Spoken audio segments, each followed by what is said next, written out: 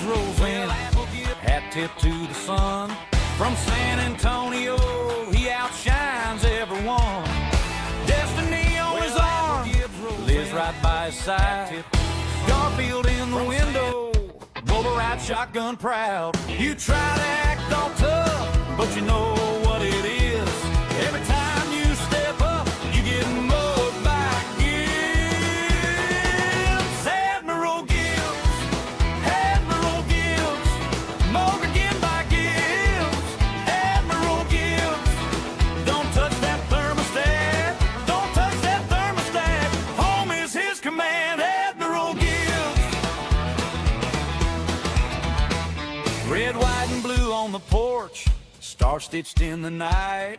He loved this land so hard, it shows in his stride. Garfield eats his kibble, Boba purrs in the shade. Destiny smiles wide, Liz says that's our man. You try to act all tough, but you know what it is. Every time you step up, you get mugged by Gibbs. Admiral Gibbs, Admiral Gibbs, mugged again by Gibbs. Admiral Gibbs, don't touch that thermostat, don't touch that thermostat. Home is his command, Admiral Gibbs.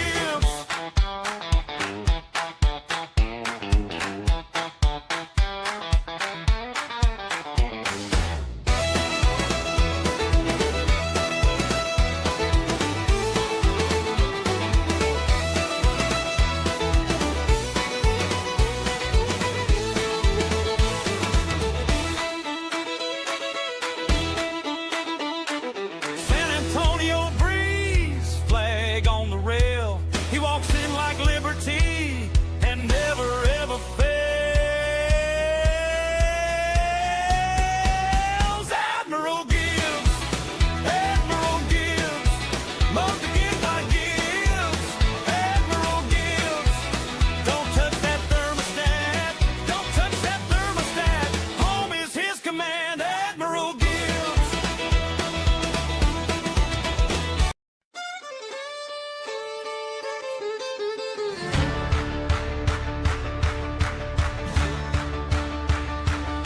You got mobbed by Gibbs on the 4th of July in San Antonio heat with a glinting in his eye. He ate that dog contest like a freight train roll. Then he grabbed one more and he shook the whole board. Liz was crying, Lord, but Gibbs just grinned. Said, I'm built this way, I was born to win.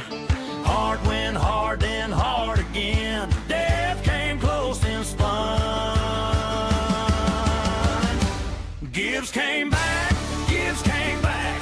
Death lost out and Gibbs came back. Don't touch that knob, don't touch that knob, don't touch his thermostat,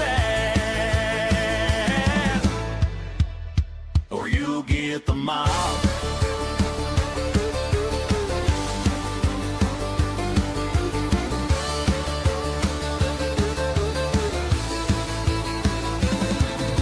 He weighs like a legend, he weighs like the sun. His cat named Garfield got a good of fun.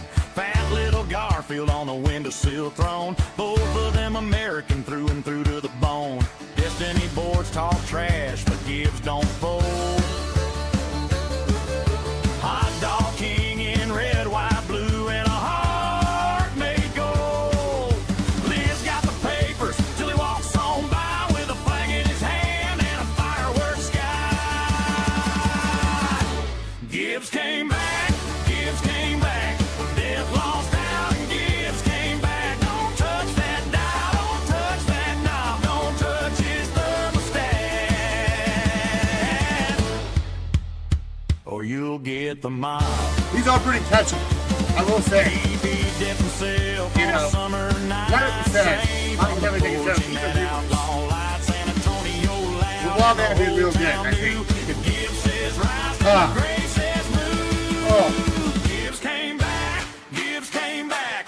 Death lost out and Gibbs came back. Don't touch that knob, don't touch that knob, don't touch his thermostat, or you'll get the mob.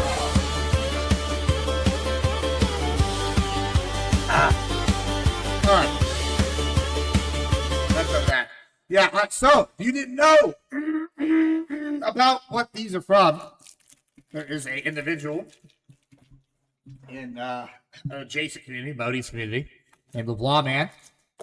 And y'all may or may not know that I have, this shitty symbol. I did survive. We'll come back to that. Y'all may or may not know, because I know my DJ people here don't know. I apparently over 4th of July weekend I died. Now, which is crazy because this brings me to why I don't have a Sonic Cup. I do have a Sonic Cup. It's over here. But we've been starting to do that. Like, we've tried to take care of our health, right? You know, we're getting older. I say it as I smoke a cigar, but we're trying to take care of ourselves and do like more health things overall, like so that we can smoke a cigar when we went through, right? And you know, I would doctor, I have great clean health, and I've been in the best shape I've been in years. I'm down like 300 pounds, not 300 pounds. God damn, that'd be amazing. Right now I'm down like 100 pounds, you know, since last year. I like finally seen weight, hadn't seen in a while, all the good stuff. But which is funny because LeBlanc Man took it upon himself, knowing probably that I was going to be out for 4th of July, to go in and post a memorial thread to me on DGG server. And somehow the word got around to all sorts of people, even my parents, my mom, who had seen me like 3 hours earlier in the day, knowing I was in an area that I wasn't going to have. Yeah, but we're going to get that too, guess who? Knowing that I had basically in with him. They basically told me, they're like, oh, well, they basically posted on there that I died, right? Long story short. Sorry, I got sidetracked. ADHD is a bitch. But, and after that had happened, they basically had gone in and posted the second song y'all heard, which was this Gibbs Came Back. You know, like after I came back, like since where I got my houses. But I literally opened up my phone and I have 400 notifications, like from real life people, from like my mom and her. She's like, "Are you dead? I just saw you a few hours ago." And I'm like, "Mom, bro, you know I don't have signal. I'm out here in the country." And then like, you were with me a few hours ago. That'd be like you would have had to have gone home. I died, and then somehow someone found out. Like I'd had left this area and then got back to where there is signal. Someone had to found out and then posted. Just like the map don't even add up. Right? We have all the counterpoints drama too. That's the other thing. But so there's a lot of these jokes in here, and I think they're a little bit inside joke, but they're pretty funny. I agree, Wally. The song made me want to ask a waitress for rolls and cinnamon. Thanks. I know a lot of fat jokes. You know, unironically, I mean, this is probably why I don't have the diabetes, is I really don't eat that many sweets. And every time I say this, I'm suddenly getting a craving for them. And I'm sure someone's going to come in here and post a Reese's Pieces meme in a minute. But, like, yeah, I like, I'm not even really a huge sweet guy. I'll get, like, a thing of Reese's Pieces the last like a month. But, you know, I will have a craving one day and just want to eat them. But I generally don't do the Reese's. Ring on the wrong finger. All right, we'll get it off. Oh, we got it. What? Yeah, we're down like 100 pounds left again. We finally broke a weight plateau. It's gone. Yeah, my tragic limousine explosion after Monday Night Raw. I haven't watched it yet. Don't tell me about it. Don't tell me about it. I will watch it. I'm behind. I'm always behind. I end up watching. I'm gonna probably watch it tonight. To be totally honest with you, I got like House of the Dragon, or I might save them for like Saturday or Sunday and watch them all at once. I do that. Like House of the Dragon, this one, and there's another show. And I usually catch up on everything like Sundays or some shit, you know. So I'm always like a week behind. I'll probably do House of the Dragon tonight, just so I don't get spoilers. But also, guys, if you're not already following me on Twitch, Rick and Wally's popped in. I have doing a YouTube. We're trying to do new stuff for YouTube. So throw me likes and stuff over there, whatever. I just want to make sure we get remonetized when it's back up for it. But we're on here on Twitch. That's the more important one because we are a partner. You know, so we need all the help we can get. We just applied. You know, so it's going well. We're seeing all the things we need to see get going. We want to continue doing that. That's an update. The GridCon event is going to be popping, I think. Y'all saw. Let's just go through it. Wally here is one of the competitors. That is, like I said, GridCon 2. I got a lot of exciting news. Let's just go through this poster first of all. Yeah, we got all stuff. LeBlanc at death last night. Yeah, we were just talking about you, LeBlanc, man. Just talking about you. You know. And how those were pretty funny. They're pretty good, pretty funny ones. We played both of the original ones. Did I get a new mic? I've had this mic. Does it sound good? It sounds good, right? Yeah. Sounds like a re-announcer. That's the point. Yeah, I know. I mean, that was what we're going for, because also, which brings me back to my point, we might get back into doing some ring announcing, not ring announcing, some esports announcing here starting towards the end of the year as well. But that's another time. We are getting that up, coming back. Grid allowing you ring guard girls. First of all, these are my friends. Two of them are, at least. I don't know the third girl. But it's Crystal and Jackie. And both of them are media trained professionals. You know, and Jackie, the former Max model. Crystal is fucking goddess from heaven. Nah, I lied. She's not from heaven. That bitch is from hell, if I've ever met a bitch. But I really am hoping one of these dweebs calls her a whore to like to her face while she's wearing like $10,000 worth of like no clothing. Like I just really hope that happens. Like, oh, like she's gonna go straight Latina roast mode, and it's gonna be glorious. Like, I mean, it is going to be maybe one of the funniest things. Like, he might get stabbed. No, he won't get stabbed. But like, she'll just cook them. She's like, bro, you're like I mean, like just gonna cook them. It's gonna be really funny. I can't really do a Crystal impression because she kind of talks differently. But yeah, she'll cook them. It'll be fun. Jackie would just make them like win them over. She's just like naturally good with people. But yeah, so yeah, that's the thing. Is like, and also this is the other thing is I got them both coming as like redundancy. I really only need one of them, and then the other one. If we have both, even better. You know, I want to have like the commentary team for while it's going, and then what I want them to do is go and interview people. And we've got some cool stuff being set up for that right now. Like we're making like cheat sheets or like potential people that might show up, so that you can go and like look and talk to them, and like all sorts of stuff. Like, you know, we might have them. Well, Wally might not get the advantages unless he gets there like really early or something. We might have to like, we're gonna try like maybe have to like interview the competitors before they start. It's gonna be pretty cool. Also, I think we're currently what we're working on, guys, is like right now with this GridCon event, is food, is the food situation. We are gonna have food. We're trying to decide which food, because we wanted to make sure like Grid. Listen, Grid is bougie. Like I want y'all to understand something. Grid is bougie. Y'all are lucky that it's not me picking food. Like, I've been to a lot of nice events, and I would have like maybe not. I would have gone down to Little Caesars or something. Like, I would have got. Bro, I have been to fancy business shit, and you go in there, it's like Pizza Hut or Domino's, right? Like, or Little Caesars, like, and you're just like, okay, whatever, and you just grab because you're like there for the event, right? And then you know people comment. You know, they're like, yeah, but it's just, you know, you don't say go eat off campus. You have like 2 hours if you want, but this is what they're providing. Like, but Grid's over here like, nah. No, not get Taco Bell. I would go to a like hole in the wall taco shop and go get like the like, you know, fucking breakfast. Like there's like there's a good one here, right? There's what's it called? Damn it. What is the name of this place? It was right down my. It's like, oh, La Parrilla, right? La Parrilla, and so they sell like or like Fajita Express. Both of those are local, and they sell like by the pound. Like I get a ton of fajitas, or I would either that, or I'd go and I'd get like thanks for the follow. I would go and get like they sell taco boxes, and I would just get like their morning taco box, which is like 3 of everything, and then just add cheese on it basically for the ones that you would add cheese to. Obviously, a few of them you wouldn't. But like, or I just get one with cheese and one without. You know, some of these fucking people are lactose, I guess. Yeah. But yeah, so anyway, yeah, like Grid's over here, like trying to like, yeah, get like high-end barbecue. So the food's gonna be fantastic for whoever comes. I like hiring it. People like Gibbs, are you worried about this other event? Gibbs, you worried? I'm like, yeah, bro, I'm real worried. That's Papa. No, I'm not worried at all. What's gonna happen is Homeboy's event is gonna flop. And like, if anything, I'm not even sure that they're gonna have it. Like, if I'm being honest, I not even talking shit. I just like it doesn't even sound like they're having like an event. Like they like first it was like in the back of a restaurant. Now it's like what is it? Like they're like I don't know. And I'm not talking shit. I just feel like. I don't know. What I think's gonna happen is the event's not gonna go through, and then we're gonna get blamed for it. And like, I'm not super worried about it, regardless, because the only thing I care about is if we're going to succeed, like if our event's going to succeed, right?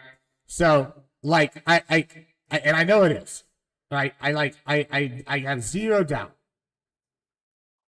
And like as long as, and this is the other thing, as long as our event just actually happens, our event is going to do well. Hold on, guys. I'm switching screens here. This is an impromptu segment. This is kind of what I wanted to do with this anyway. So if y'all didn't understand, we're doing a new concept today. It's Gibbs is doing reacts, the current news, drama, some other stuff. And I have a few different ways to do this. I've set this up so I have like, I don't know, 8 videos that are like 10 minutes long, 20 minutes long that I like go over and react to. And then I also have 2 options for longer content that I can do, that we can do breakdown for like either drama or like a deep dive into like theory crafting and like science shit. And like, so I'm going to try to play this as it lies, pick one of the two, and try to just do this as it goes forward and see how it goes. Yeah, that's what we're gonna do. It's gonna be kind of a test stream. That way I can like go back and see if I can chop it up and whatever. So bear with me, guys. I highly believe in the proof of concept philosophy. Like you try something out, you do a few different things, and then I can like tailor, see what's best, right? You know, and Twitch seems to be the main category right now where I do better live. So I'm not really kind of focused on this. Miller ordered her dress to give me the valet treatment. There you go. That's what I'm talking about. You get the valet. You gotta have the valet. I keep telling people this, Wally. This shit is the WWE. Like, right? Like, I got a compliment the other night from this guy about my debate with Pisco and them, and they were like, "Bro, I like love to hate you. You're like, I don't like your stuff, but you're a funny fucker. Like, you're like my favorite one." There you go. And like, I obviously when I go on Wix, I know, for example, that I'm gonna go and I'm gonna be in enemy territory. Like, I'm not expecting favors, right? And so we go in there, and you know, you got to play a role. Like, the more people spending money on his channel that hate me or spending money to yell at me, that's him winning, right? Because the more they're mad at me and the more they spend their money, like, they're better. So like on that, I would be going to be a heel. Like, now if Wix is coming by, obviously, I mean, I try to play a little more like even sided. There's some, you know, where I'll go to the side. If one side's like not as doing as well, I'll go be on the other side, right? Like, or like try to press it. And then, like, you know, if I want a more conservative one, I'd go to like, I don't know, somebody eat Sarah, or like, I guess fucking old easier grid, right? Like, I would go like somewhere like that. And then I would expect the more like, it's gonna be like biased to the conservative side already. Got it. And so, but even then, like, I like to go back and forth. I also like to practice. I don't know. Yeah, that's a whole different. That's a whole different like philosophy and everything. Or if I was going to go even more fucking enemy territory, you go to like primes. Woo! And I love all these people. These are not bashes. Like, these are just my like assessments of what I'm thinking when I'm going. And it's like the WWE. It's all about like when I was debating against PTO, they're like, yeah, the other thing is like, okay, if I do this, even if I'm not winning, I'm winning, right? Like, it's because it's like you have like strategies. Like, okay, if we're not talking about Trump corruption, we're talking about 90% of the time we're talking about Democrat corruption. That's me winning in enemy territory. It's called ball control. It's the same thing like you would do in a football game. We're running the football. So same kind of concept, right? Like, I there's all these debate strategies, and I think it's really interesting. Like, because I like the analyzing and we try and I'm doing different things, and you know, I don't know, people like kind of I'm here to be weird. Oh yeah, you would never guess. He's a great right guy. Would have never guessed. But yeah, and so I don't know. I'm pretty excited. We have all these matched up. And like, the other thing that has been happening with this event is, well, Wally, you're here, so you can even attest this, but like, I've heard tales that they're going and asking our people to go and do their debate. And like, okay, isn't their whole thing like anybody can walk up and sit down and debate? Isn't that like their whole concept? Right? Like, I was like, so worst case is, I guess the 2 people that I've heard that would be you, Wally, and Jake. I'm like, no offense to them. Like, I'm in Texas. There's about 1 million people I know here that are trying to debate. Like, I want them to do it. They signed up. They're like the first 2 ones that signed up. So, like, I don't think they would leave us. But, like, even worst case they did, like, it would be bad for their opponent because their opponent's been prepping. And then it would like, we would just replace it. And then it was like, so we're fine. But it's like, I don't know. It like, then it would look like, hey, y'all are poaching people from us because you couldn't get people. I don't know. I like, even our worst case scenario, then it didn't sound too good. I just like, I don't know. I have considerable questions. Like I said, our shit's already paid for. The event's already set up. We're like working out the like happy details. Like, oh, which kind of food are we gonna get? How many thousands of dollars are we going to spend on these people for this fucking free event? How are we going to monetize the next one? How are we going to be independent? Like we're doing all sorts of things. We're doing big things. Like big things are coming. Like these are all like these first 2 events that Grid here and I've like done are like proof of concept. We're like bored entrepreneurs that have like done well. Now we're trying to figure out shit like, okay, how can we monetize? How can we make a big impact? What's like the next thing? And this is like just the first, like the second test of ours, right? Like, and it's getting bigger. This is much nicer. I think like a venue. This is like a proper place. I'm excited. I hope everybody who's coming is excited. Like, and I wish no ill will towards anybody. I can't stress that enough. This is going to be a really cool event, regardless if there's one person in the audience or if there's 100. Because like I said, we're having in-person debates. We're having we're trying out new concepts. Like nobody's doing what we're doing.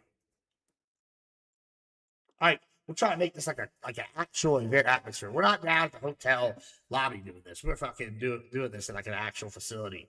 I'm excited. I think this is going to be something good that goes well going forward. I think it's something we can grow. I'm excited all around. Like there's like, I haven't really seen any indication that there's anything not to be excited about, so that's a big one. So those are the first 2 dramas, we'll come back to some other drama a little later, I think, but now, not that screen. Oh, we have the other screen. Where are we at? Sorry guys, we're going to do some interesting stuff here I'm talking about. We're going to talk about right after a brief moment here. I'm going to use the restroom, but then what we're going to do is and while we do this, I'm going to pull up a video. And you're going to watch this video. We're going to talk about A man was fired from his job at I talk about this. It's part of this culture war here at thing. We're always talking about. And this story is fucking hilarious. I want y'all to know that. I watched a little bit of it, so this is a little more of an in-depth one than we had. But if y'all want to do the GridCon events, make sure y'all get tickets now while they're free. Because once we add the food, we might add that make them pay. So you just get them now. We're just trying to do this for a head count. We're already I don't know, over 20-something plus people signed up. Yeah, so it's going to be good. So give me a brief moment here. I'm going to be right back. I'm going to let this little video play. This is, I forgot the guy's name. Let's just see who he is real quick so we can give him credit. Is Stan Pierce. He's pretty funny. I like a lot of his shorts. So we'll check out this real quick. His little longer form video while I take a leak. I'll be right back. Chili's for refusing to use they, them pronouns. A girl that works there named Madeline wants to be called Fish. This is an interesting ride, so buckle up, get ready. It started with this Facebook post here. Wesley Kirk Ford Jr., what a name. I just got fired from Chili's in Denham Springs for calling a non-binary coworker by her actual legal government name. I now need to find a new job. You don't want to work there anyways. You'll find another job, a better one. I also need to find a First Amendment civil rights attorney. I will post more details on exactly what happened after I wind down because I'm fired up right now. There's a video showing all of this. It's wild. It's kind of small because Facebook sucks, but let me open this image, another tab. Here we go. All right. Wes continued to call TM Fish by her dead name, even though he was requested to stop by TM and management. He refused to call her by her preferred name. I like this is the kind of thing I'm worried about right here, right? Is that, we keep saying we're in the culture war. This is like Louisiana. This isn't even like a left-leaning state. But the coyotes in the audience. There's always coyotes in the audience. I mean, I know some coyotes. You want to meet coyote? We were talking about this to Avery while we were out the other night. I was like, people don't understand growing up in South Texas. You're just going to know fucking cartel people. Like, that's just, you probably grew up with them. That's just a thing. Name and used her government name instead, to the point she was physically unable to continue her shift. I'm pretty sure she goes by they, them, I think, but they're saying her in the actual write-up. Just also, pointing that out, right? If you're on Twitch, by the way, make sure, remember, guys, we are doing a big push on partner for Twitch. So every activity is good. We need subs, we need follows, we need comments, whatever y'all want to do. We're doing well. It's growing. We've been doing great this month. This is probably the best month we've had in a long time for everything. So make sure y'all getting in on Twitch right now. Also, YouTube's going hard right now, so we appreciate it. But yeah, just remember, we are doing this push right now, and then so it's exciting. I'm really excited. We really hope we get it. Here we go, guys. Sorry, continue. But it was so bad she was physically unable to continue her shift. Yeah, that's how pathetic this whole situation is. There are people that want to enforce this crap onto the whole rest of the world, and they don't realize that if we just simply frame this shit, you know, just get a snapshot, frame it, show the world, they look so ridiculous. Like, just looking at this is like, what? Hundreds of years from now, they're gonna look back at this and they're gonna be like, what the hell were they doing back then? And then there's a video of the firing. Behold. Hey, this ain't all informal and informal collective discussions. I just put this today for a critical. I'm not gonna go back and put anything else. These are specifically which policy violations or performance gaps have led to this discussion. Violation of Brinker's anti-harassment and inclusion policy, discrimination/harassment, that's what it's titled. And This shit's detail crazy. the specific incident or behavior that had occurred. West continued to call TM Fish by her dead name, even though he was requested to stop by TM and management. He refused to call her by her preferred name and used her government name instead, to the point she was physically unable to continue her shift. Okay. I love this laugh. She was physically unable to continue her shift because I called her Madeline 4 times. Heard that. I love that he asked them to print it out. Specific actual changes is just a Such a termination. good move. This is a final PBW. Beautiful. Yes, please send that. Print it. Yeah, dude. There we go. Amazing. He got it on camera. He got it printed out. Now the whole internet is going to see this guy. Nice vape, smart. by the way. The guy, I mean, I'm not judging. That was smart, though, by the way. Don't get the print. Like, that's the thing. Always get everything in right. Emails, you know, I guess DMs are good, but, like, make sure you get everything in writing. That's key for all these things. Like, I want to say that to everybody. Like, if you haven't worked with anybody online, this is a big thing. I can't trust nobody ever. Like, handshake deals, unless you got a whole bunch of witnesses. And even then, you know, like, or like, generally they didn't work out. Sometimes they work out, you know, but I don't know, boys. Sus. But let's continue. But this is really scary because this is right here. This is right next to Texas. This is like Louisiana. This is a state we were supposedly making, mass inroads into. And then this is happening right here next door. And, like, I'm not even really, like, anti-LGBTQ all that much. But, like, this is really part of this, like, socialist, like, leftist movement to erase history, erase culture. Where they're literally firing people. This is aggressive, like, acting where they're like, oh, yeah, we're the tolerant left. We're the ones doing this. And then we go and look and see, even today, like, we're seeing these kind of things. Like, this is a regular occurrence. Vaping. All right, I'm just saying, Like, he's part doing of the this all with culture like a war here. vape in his hand. He's gonna go outside and smoke immediately after this. I guess I'd say be vigilant. What a horrible management to have, you know? I mean, I wouldn't be able to work there. I wouldn't be able to do this. Yeah, I guess that's really the starting here. I want to talk about is like, oh, guys, I really know we talk about the culture war. Like, it's not over until we really fight them and stomp them down. Like, the right, like, the one thing I think the right has an advantage on. This thing. I was like wondering why. I was like, oh, I don't have that many tabs. One of the big things here, and we pulled this Fox News article. This is going mainstream. Is like we're sitting here, like, and they're just not like they're not doing like it's not over. Like, we're not stomping them down. We're starting to like do the things the left does to fight amongst ourselves. And like fighting amongst ourselves is fine. You know, everybody wants to like decide which version of the right, is going to be the one that takes us forward. And you want to do that battle to some extent. But like, we haven't even won the war yet. We're not sitting here. We're not like on top. It's not over. Like, these people have fighting them left. They're fighting us head and shoulders of like against us. Like they adamantly hate us and like they brainwash people. Like, and I think they're afraid that because they know they're going to get more violent before they get better. Like, it's clear that the left is the party of mental illness, and it's just continuing. So let's just read the actual Fox News article, okay? Oh yeah. Foster parents' license will go junior from a kid. Like, all right, farmer shows about employee vital state is fired for using coworkers for preferred pronouns. It's just the same. It's just the same thing, I think. Here, let's see if there's anything they added.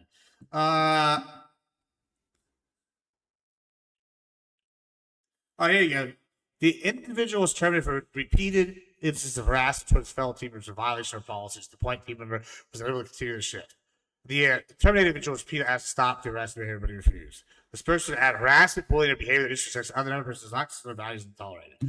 As always, our focus remains on supporting our team members, caring for our guests, and maintaining a respectful environment for everybody who works beside this. But here's the problem, though. Like, they're arguing that dead names are literally a form of harassment, right? Like, I don't know if I agree with that. Like, I'm sorry that you don't like your government name. Nobody likes it. Go change your government name. Then. You could literally, it's like, go down to the courthouse and change it. Like, you can, like, give it a DBA. You can even get a DBA. Be like, use my DBA. Like, you know. I don't know. It's just, that is a problem. But let's go and talk about the IRGC. Let's watch the Metro Line Cross here and talk about a little bit of this action. We're doing all sorts of people. Check these people out. We want to give people credit where they're at. Darn it. But I'm trying to do a little new thing here. Can my fellow Canadians stop trying to shoot at each Oh, other? yeah. We have a big Canadian contingent. Sound like we're living Where's in Testia Detroit. than that? Whoa. I feel for you, Canada, but aren't guns, like, illegal up there? Okay, Doesn't this is not what I hurt thought it anyone. was. He failed. It's a All right, we're done with this shit. He failed. I thought this was going to be the Canadian. Yeah, they're talking about the IRGC getting their catch your ass with it. Rogue man. No, it's like comedy. Okay, nope.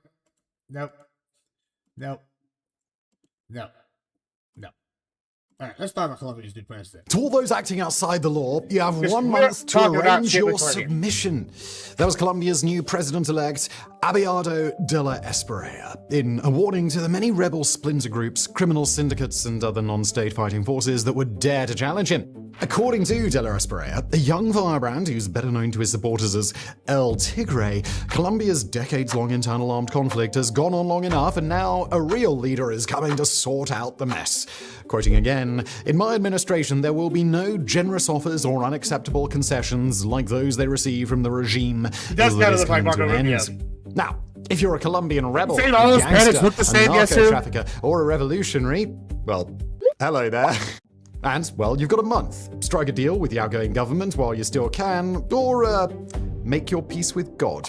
Abelardo de la Espriella is... I think that there is something said for this, though. But what's the guy in El Salvador's name? I can't think of his name off the top of my head.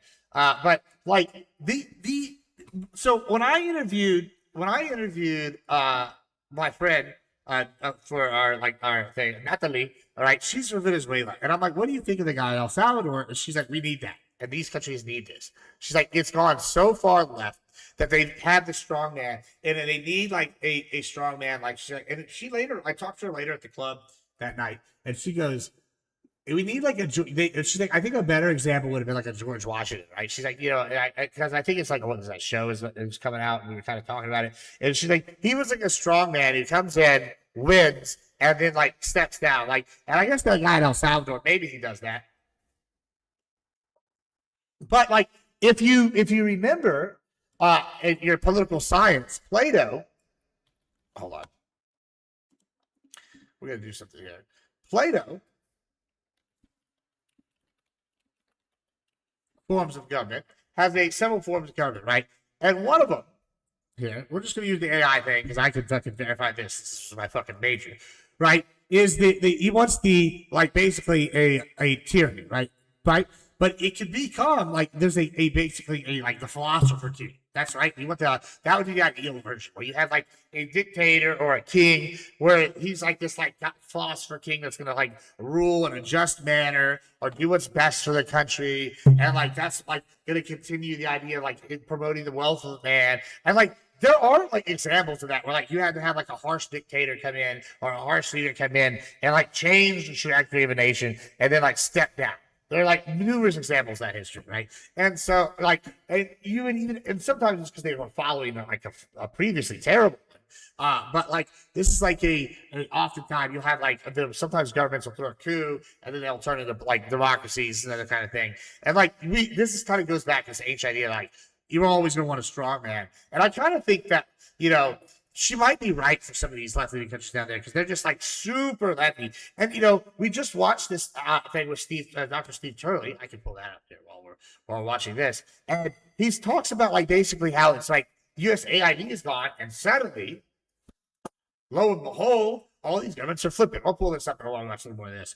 And I think it's really interesting to see this and how the Don Road actually I keep talking about this like Fortress America, this like aggressive imperialism is really driving like for American foreign policy. And I keep talking about this in the example that happened over and over. And I think this is maybe one of these things going on. The latest and one of the loudest in a long line of Latin American leaders, the strongmen who've promised to bring Mano Dura, the Iron Fist, to their respective homelands.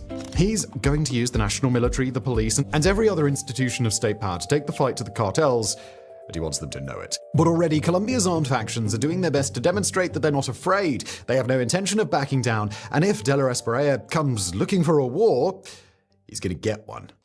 The man with the mandate. Now, here at Warfront, we typically prefer to respect the difference between speculation and predictions. Sure, as we discuss a war or a crisis across the globe, we might speculate on a range of plausible outcomes, so that when history... Damn, I literally just lost my whole train of thought. Fuck. Oh, whatever. Actually plays out, we'll have a clearer understanding of what actually happened and why. But most of the time, making hard and fast geopolitical predictions is a great way to get some egg on your face. In this case, however, we're going to break our own. Who's not getting egg on their face? This guy right here. I do swear intermittently though. There you go. Yeah, that's fine. I understand that. But guys, it's okay. Not every platform. I like started doing the TikTok and the other stuff recently, and we're gonna start expanding. I just made a YouTube short channel. I literally don't have anything on there yet, but we're gonna start pushing the shorts. I've been learning the algorithm. I'm gonna start pushing the instance. I've got like years worth of like videos I could go and use, right? Like, I think my next one's gonna be an oldie but goodie with like CuteBot, and like I think the method is for the shorts here to do the humor and the other stuff. I don't know. I really find the growth and the behind the scenes aspect and like how to grow your channel is really interesting.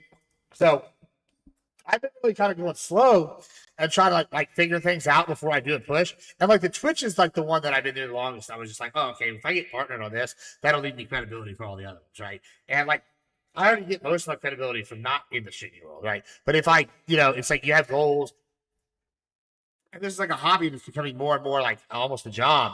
I feel like, it might as well take it seriously, kind of thing. I don't know.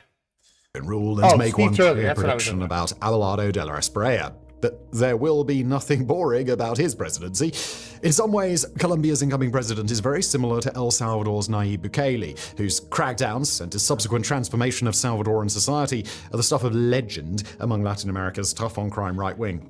De La Espriella talks like Bukele, he proposes policies like Bukele, and he even looks like Bukele. So much so that the two could probably share the same body double. But in other ways, De La Espriella is quite unique in ways that could speak to the deeper philosophy that he's going to rely on as he designs and implements his security operations. Prior to the start of his political career, he was a criminal defense lawyer who represented a wide range of controversial figures from the region, high-profile political leaders who were accused of working with Colombian paramilitaries and some of the paramilitary commanders themselves, including those who stood accused of cocaine trafficking to the United States. He's also fought on behalf of political fixers like Alex Saab, a close ally of Venezuelan President Nicolas Maduro, and the key money man behind the Venezuelan regime. He's defended police officers accused of brutality against university students, free of charge, and frequently taken or facilitated legal action. This is like another thing, right? A lot of these countries, like I feel like this is the thing, especially in the Middle East, is we see this over and over again. Like I know that many of y'all disagree, but like a lot of these countries, they need like a strong man,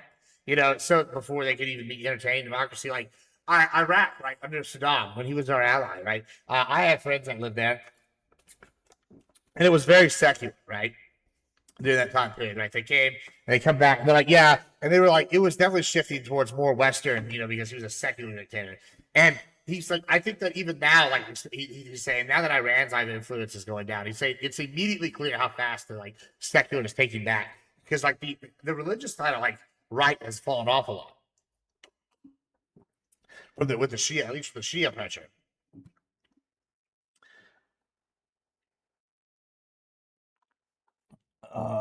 No, this is not what I wanted. Here we go. Here, damn it. Okay, I'll keep playing this here for a second. Sorry. Against journalists. I'm looking for He's also something. made himself rather wealthy in the process, starting his own rum and wine brands, and often jet-setting back and forth from Colombia to Miami, where he lived for over a decade before securing his US citizenship in 2023. Judging by both his past and his approach on the campaign trail, this is not a man who's pitching himself as a moral crusader so much as he's trying to remind Colombians that he is a smart, savvy fighter who's well accustomed to life in the trenches. He's deeply connected to Colombia's military, paramilitary, and law enforcement heritage in its fight against the nation's complex array of internal threats. As he told a Colombian congressman on his podcast in 2025, quote, "If I'd been a paramilitary, I would have picked up a rifle and put on a uniform because I've got the guts to do what needs to be done. I would have been a real paramilitary. I'm not cut out for half measures." Nor is he afraid to pick fights with anybody and everybody who might stand between him and his goals, whether they're part of Colombian institutions, international rights groups, the media, or anybody else. Now, even before the start of his tenure, there's some debate among Colombian political commentators and among Latin American experts abroad around whether De la Espriella might abandon many of his campaign pledges. For example, he centered his pitch to Colombians on the domestic economy around the idea of sweeping austerity measures in line with Argentina's Javier Milei.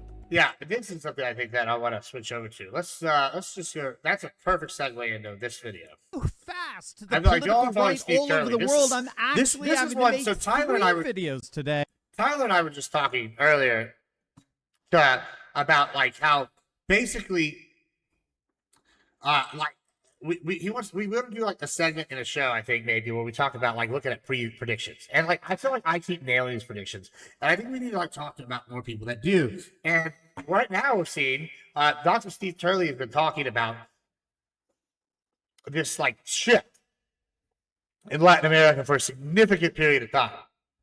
And so I think that we need to, I think like this is like something we need to go back and identify when they're correct. Because it seems like since USAID is gone, we've had 7 countries switch, and it's crazy. On the electoral success that we've seen in just the last few days, we're going to see the latest on the success of right-wing patriot candidates in Latin America and what it means for the growing conservative movement all around the world. You're not going to want to miss this. Hey, gang, it's me, Dr. Steve, your patriot professor, here to help you to think better so you can feel better in these crazy and turbulent times. So if you have not already done so, you know what to do. Make sure to smack that bell. Yeah, and he's subscribe. honestly, Also, if honestly, you, would, you please should share follow this these video people. with friends You and should family. follow these people. If they I don't want to like leech credit, steal credit. I'm trying to mix in a React thing because it seems like y'all want more of this React content. It seems like this is something that I've been told I should do more of behind the scenes. And even if this is like flops today or whatever, like I said, this is more of like a spin. I want to start chopping these up, and learning, figuring things out going forward, But this is really like interesting here. I feel like this guy has been nailing predictions left, right, especially on foreign policy. And I'm very excited also for midterms. So maybe we cover a little more of this. We are once again being silenced by big tech, so I need your help to get the hopeful message of this channel out to as many people as possible. The nation of Ecuador has just voted in a new conservative president. 35-year-old Daniel Noboa won the presidential election yesterday, decisively beating a far-left lunatic candidate who wanted to align Ecuador with Cuba and Venezuela. Now, what's so interesting here is that the formula for the big win was the same political formula that's been working throughout the Latin American region. Just a few months back, the nation of Chile voted overwhelmingly for their... It does also feel like there's a significant shift in the West. It's like really two movements right now. It's like a national populist, we're proud of our history, we're proud of our culture. This is what got us here. We should continue this. We don't want to change these things. Versus this the Eastern leftist philosophy, and then there's obviously the Islamic influence groups as well. I mean, there's several factions, but this does seem like a very big time right now, where the right is finally hey, it's time for us to unite. We gotta push us down. There is global kind of working network. Now it's not completely all the same. Their best chance now that they're in disarray since the liberals have lost a lot. I think the liberal world order is dead, and we're in an evolving period. And I think this is key that we start getting so-called organized. hard right or far right They won a massive supermajority for the express purpose of changing their constitution to a far more nationalist, populist, and traditionalist document. It was a shock election that responded to an attempt by far leftists to impose a radically woke constitution on Chilean people. In fact, CNN actually called it the single most progressive constitution on the planet. But Chilean patriots fought back, and they ran a campaign that focused on two things: wokeness and crime. Wokeness and crime. Those two issues delivered massive results in a stunning electoral landslide win for conservative forces. And it was the same in Ecuador. Noboa hammered his opponent as a woke leftist, soft on crime. And he's the hardliner who would restore law and order in the nation, comparable to what El Salvadoran President Nayib Bukele has done for his nation.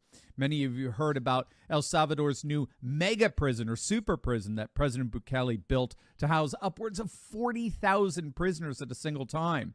A few years back, Bukele was a very successful businessman, former mayor of San Salvador. He ran for president as a populist outsider who campaigned on basically draining the swamp of Salvadorian politics and restoring law and order to what had become the single most violent nation on the planet.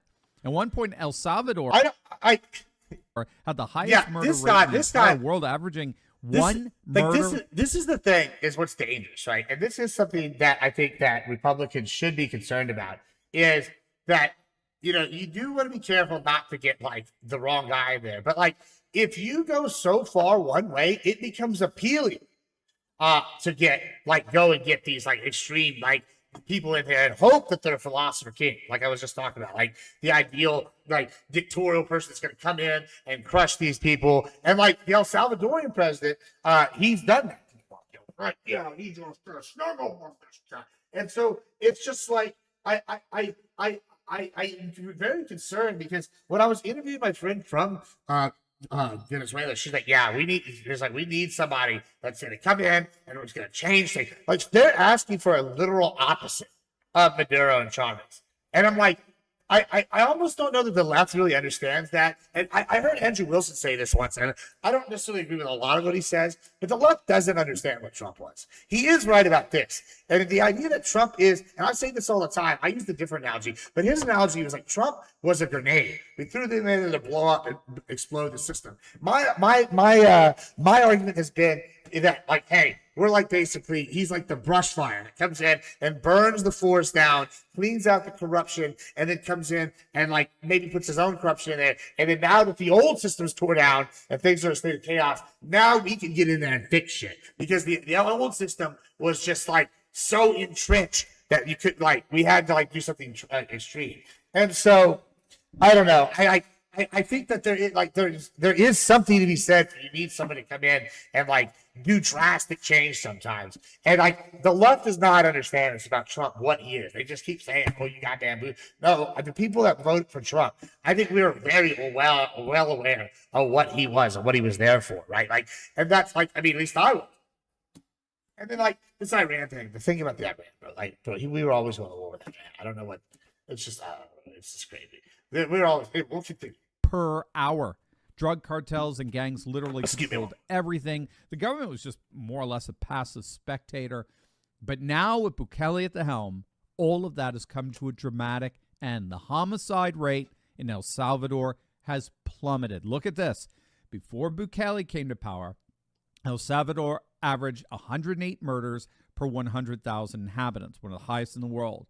The murder rate today has plummeted to just 8 murders per 100,000. The murder rate has dropped by more than 90%. And as you saw, one of the reasons for that dramatic drop in the murder rates is Bukele's creation of what's being called a super prison that houses upwards of 40,000 prisoners, many of whom are in prison for the next 40 years for gang-related acts. Well, and this is the problem, right? And this is the thing. It's Benjamin, I think it's Benjamin Franklin. He's like, those who give up freedom for security deserve neither, right? And that's true to an extent. Like, if you're living in El Salvador where everybody's fighting outside, killing each other, if I was in Haiti right now, I'm gonna be honest, there is a lot of freedom I probably want to give up in Haiti. So barbecue, that's literally the guy's name, is not fucking in charge, right? Like I don't want gangs running the capital of my country. Like, That's crazy, right? You know what I'm saying? So I think that like Benjamin Franklin maybe was speaking from a place of luxury, and like I think the Mideast is a good example of this. I think Central America is a good example of this. We see this over and over again, and I have like queued up for next week to watch this documentary series on Bolivar, right? Who's this strong leftist leader? But like it's and yeah, sure. I like people like, oh, Gibbs, why you watch stuff about leftists? I'm like, well, because you got to start to understand your enemies. But I think there's something we learn from all these leaders, and one of these things is like the Latin Americans, since time immemorial, have like really like always had like strong leaders. It's like a place of empires. You have the Incas, you have the Aztec, you have the Olmecs, the Maya. You know, they have tales. It's like this is a bloody place. And then who do they interact with? Well, it's the Spanish and the Portuguese. And well, the Spanish, I mean, I don't know as much about my Portuguese history as I should. Maybe I start studying, but I do know my Spanish history very well. And like you have Cortez, De la Vaca, all sorts of these guys. These are throwed motherfuckers. And they're strong men, and they rule. Like Columbus, he's a throwed fuck too. Like all these people are like strong men. And so there's this, and then even afterwards, you have like even independent people like Pancho Villa, right? Like he's a strong man, right? Like you have this kind of like corruption that's baked into the culture. You know, the Aztecs actually took over a city-state. We can watch a video on this one day, but they talk about how they basically the merchant class got at war with the city, and they went in there and over about a year, 2 year period, like killed everybody in the city and took it over with assassins. And so like then they basically were like another arm, that's like an official arm of the Aztec government, because the emperor recognized their power over that city, and that became like their stock trading or whatever, not their equivalent, right? And so it's very interesting to see how this has evolved in these cultures, and like not every culture is democratic like overall. And like I think that could change, and this is part of the reason I believe in manifest destiny and imperialism is that we could go and we could start influencing these people first in the economy, and then like once we're tied to them, then we start forcing them in and assimilating them, and then over periods of 100 years, we can take them in. Like Rome's not created in a day, right? Like if we had stayed in Afghanistan 100 years, maybe 150 years, yeah, we could convert them, but nobody had the stomach to actually do that. Is the problem? Nobody wants to implement massive crackdown on violent crime has resulted in the arrest of over 64,000 violent criminals, and it's changing El Salvador like never before. And you could see it in Bukele's approval rating. He stands at a whopping 90% approval. He is hands down one of the single most popular national leaders in the world. And so what we're seeing in Ecuador and Chile is what pundits are calling the Bukele effect in Latin America. And there's one more Latin American nation that all eyes will be on this weekend for their presidential election. Wait until you see this. But first, gang, you need to click on that link below and learn how to stick it to the establishment by using their own corruption against them. And you know exactly what I'm talking about. Companies like BlackRock have been bribing corrupt politicians like Nancy Pelosi with insider trading secrets for unfair and little known. We can have access to those very secrets. What stocks to piggy have? My friend Ross Gibbs and his recommendations have led to investment returns of over 200%. And now it's your turn. Click on that link below right now and learn how you too can learn to trade like Pelosi. Click on that link. That also gives the autopilot. I don't know how to use that. And learn how to gain an insider advantage for yourself today. The nation of Argentina will be going to the polls this weekend for the presidential election, and the clear front runner is the one and only Javier Milei. Milei is often compared to Donald Trump, and not just because of his eccentric hair or his entertaining mannerisms, but also most especially because of his politics. He loves Trump, and he's embraced the comparison. In fact, he's even had his own stint in the world of entertainment. He was a singer in the band Everest, and he's well known across Argentina for their covers of Rolling Stones songs, but he's also a very, very staunch Catholic who seeks to end abortion, and he completely rejects cultural Marxist LGBT ideology. In fact, he once called the current pope a, quote, filthy leftist. He was also recently featured on one of Tucker Carlson's latest episodes on Twitter. Now, Milei is on his way to the presidency at a time when Argentina is experiencing 116% inflation, along with a cost of living crisis that's left 4 in 10 Argentines in poverty. Milei wants to adopt the dollar as the national currency, to help stabilize the economy. He wants to abolish This is old as Argentina's fuck. This central is not his bank, newest one. which he sees. I bet he just had a new one. Hold on a second, boys. We're gonna do something while we do this. Hold on. I just want, man. Do I have to go to this guy's Facebook? All right, we'll keep it. When in truth, his other ambitions and the realities of the Colombian economy I will was like, probably no way. make that task rather difficult. He's also pledged major steps like the closure of a full 9 government ministries and the firing of more than 500,000 state employees. Elon Musk would be proud. Highly complex promises to fulfill even before they're challenged in court. Sometimes those arguments are based on political calculus, but sometimes they're based more on Della Esprilla's character, a hardline, macho alpha male in his cultivated political image, but often a much more slippery figure behind the scenes. Or that is to say, the kind of politician who might abandon some of his more challenging campaign pledges when it suits him. But most international onlookers seem to agree that even if Della Esprilla does renege on some of his promises, he's probably genuine about his intent to launch wide-ranging security crackdowns.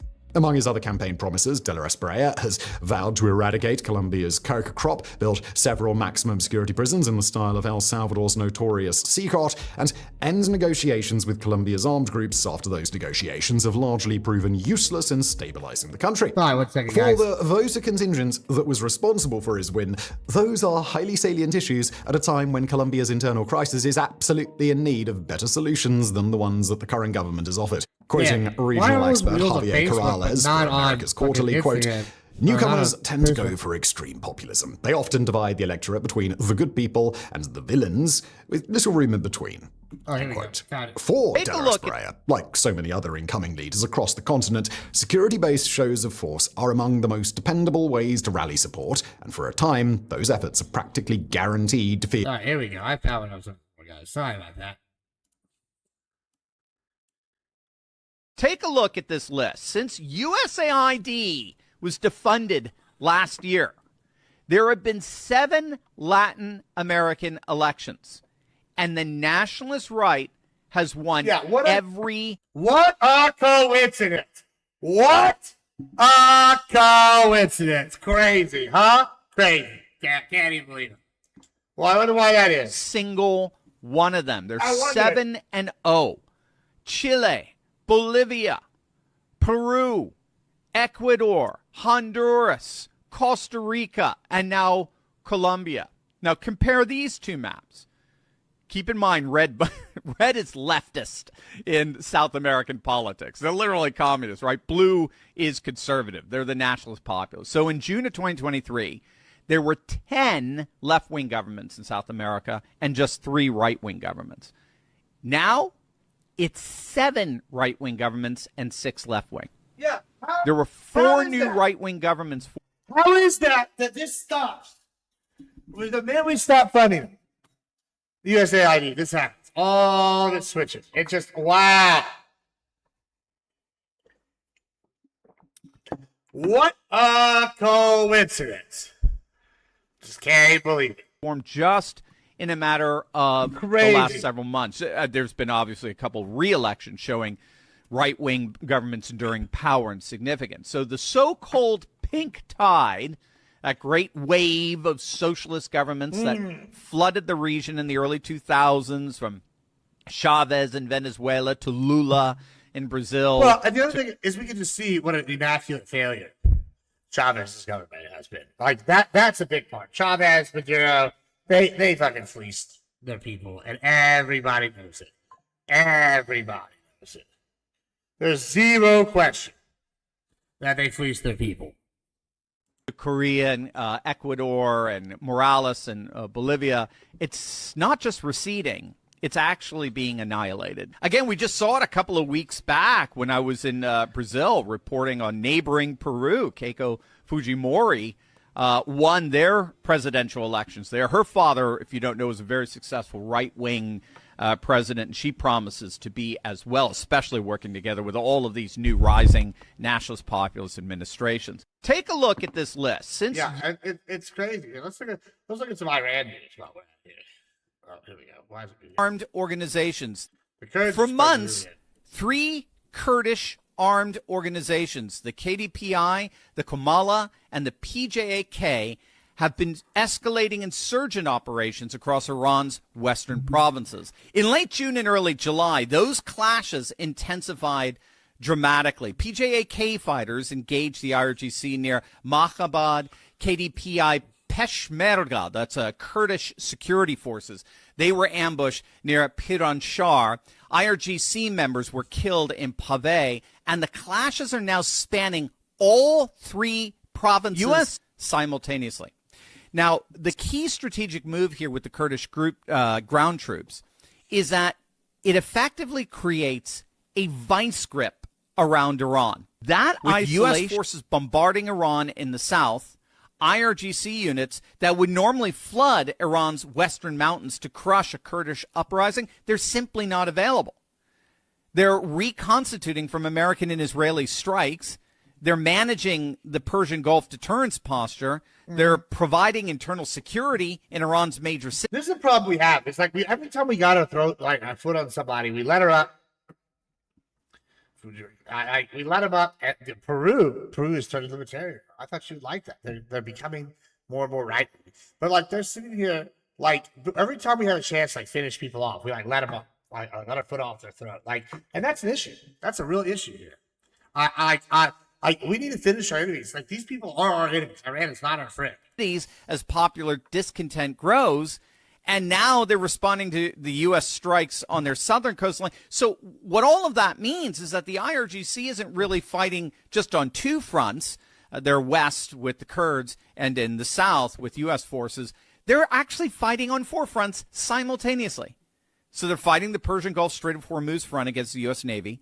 They're fighting the air and missile front, absorbing and retaliating against 2 consecutive nights of U.S. strikes on Iran's southern eastern provinces.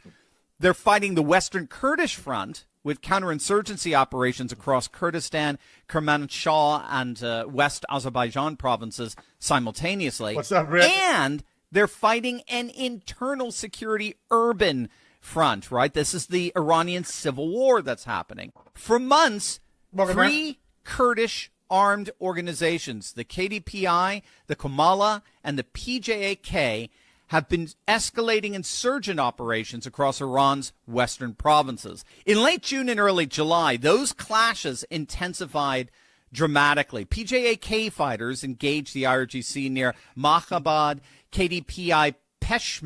Yeah, I mean, they're not, though. They're getting their ass whipped is the problem. Like that, like they're not holding it. We literally have, like, proof ships are going through it. That's Kurdish security forces. They were ambushed near Piranshar. IRGC members were killed in Pave, and the clashes are now spanning all three provinces simultaneously. Actually, hold on. Now, the key strategic move here with the Kurdish group ground troops is that it effectively creates a vice grip around Iran. With U.S. forces bombarding Iran in the south, IRGC units that would normally flood Iran's western mountains to crush a Kurdish uprising, they're simply not available. They're reconstituting from American and Israeli strikes. They're managing the Persian Gulf deterrence posture. They're providing internal security in Iran's major cities as popular discontent grows. And now they're responding to the U.S. strikes on their southern coastline. I got another one here in a second here. Hold on. Let me actually break this down further. He's got another good video here. Let me get this going. I'll let this play in the background while I find it. So what all of that means is that the IRGC isn't really fighting just on two fronts. They're west with the Kurds and in the south with U.S. forces. They're actually fighting on four fronts simultaneously. So they're fighting the Persian Gulf Strait of Hormuz front against the U.S. Navy. They're fighting the air and missile front, absorbing and retaliating against 2 consecutive nights of U.S. strikes on Iran's southern eastern provinces. They're fighting the Western Kurdish front with counterinsurgency operations across Kurdistan, Kermanshah, and West Azerbaijan provinces simultaneously. And they're fighting an internal security urban front, right? This is the Iranian civil war that's happening. For months. There you go. And so we'll do this. We'll do this. Epic fail. There's that. So diplomatically, Iran is friendless. Russia and China issued their strongly worded condemnations against that's what I'm Operation saying. Epic Fury They're at the beginning. not winning. They called for Like, emergency UN Security Council sessions, but then they did nothing, right? But Moscow has no mutual defense clause with Tehran. Beijing, they've got an economic partnership. They actually pumped billions into Iranian economy over the years, but they don't have a military alliance, and they made it clear they're not going to supply arms. In fact, they just want the Strait of Hormuz open. They get so much of their oil from that region. So even Qatar and Pakistan, Iran's last functioning diplomatic channels, they've abandoned Iran, especially after Iran started pelting them with missiles, right? You don't have many friends left when you're firing at your own mediators. Regionally, Iran's entire proxy architecture is collapsing. The Houthis are now being struck by Saudi Arabia. Hezbollah has been relatively decimated. Hamas is finished. Syria fell. This is what I'm talking about. Like these are the things, and then people will tell us that, oh, they're winning, right? Like, and they're falling apart here. There's a really interesting article. I'm trying to find where this guy does a summary of it, but like I was just reading. Regional architecture built over 4 decades and billions of dollars has been dismantled one by one. Reports, and then finally, internally, the regime is isolated from its own people. And of course, we're not just talking about the thousands that were massacred during the January popular uprisings, but I mean, you have a supreme leader, can't even show his face. We don't even know if he's alive. You got a foreign minister who's reportedly chased through the streets by his own hardliners. You got an army evacuating its headquarters. This is not a regime under pressure. This is a regime that has run out of direction. Lindsey Graham. That isolation of Iran, it's hitting them on every single dimension simultaneously. So diplomatically, Iran is friendless. Russia and China issued their strongly worded condemnations against Operation Epic Fury at the beginning. They called for emergency UN Security Council sessions, but then they did nothing, right? But Moscow has no mutual defense clause with Tehran. Beijing, thanks for the follow. Also, what kind of agency are they giving? All right, but Russia just fought us with their Wagner group not too long ago in Syria. What happened? Ass whippings. They got country ass whippings. And like China allegedly even had like a little boat off the coast like feeding Iranians target info, and they still got wrecked. The other thing is that they just sold their top of the line in systems to both Iran and Venezuela and have been embarrassed. And so I think there's an argument had that it's different whenever you're the country that produces them. I'm sure they have multi-level layers and like redundancy. Yeah, but they're like, that hurts them whenever they can't sell their weapons to other people. Billions into because they look bad. Iranian economy over the years, but they don't have a military alliance, and they made it clear they're not going to supply arms. In fact, they just want the Strait of Hormuz open. They get so much of their oil from that region. So even Qatar and Pakistan, Iran's last functioning diplomatic channels, they've abandoned Iran, especially after Iran started pelting them with missiles, right? You don't have many friends left when you're firing at your own mediators. Regionally, Iran's entire proxy architecture is collapsing. The Houthis are now being struck by Saudi Arabia. Hezbollah has been relatively decimated. Hamas, supreme leader, can't even show his face. We don't even know if he's alive. This is not a regime.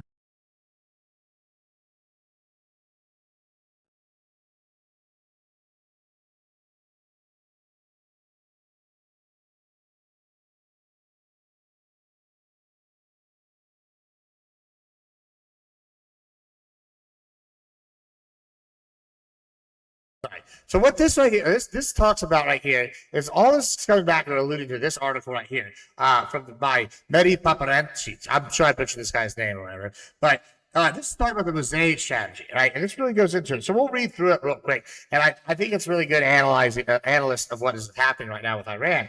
And what looks like might be victory is really the end stages, right? So hold on. And so that's what this is alluding to here. So we'll let this finish out and we'll under come to pressure. that. This is a regime that has run out of directions to turn. That isolation of Iran, it's hitting them on every single dimension simultaneously. So diplomatically, Iran is friendless. Okay, so hold on here. I got it. It's right here.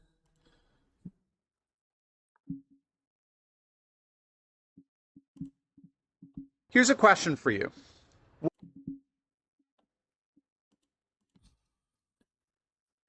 on. Sorry, chat. We're failing here.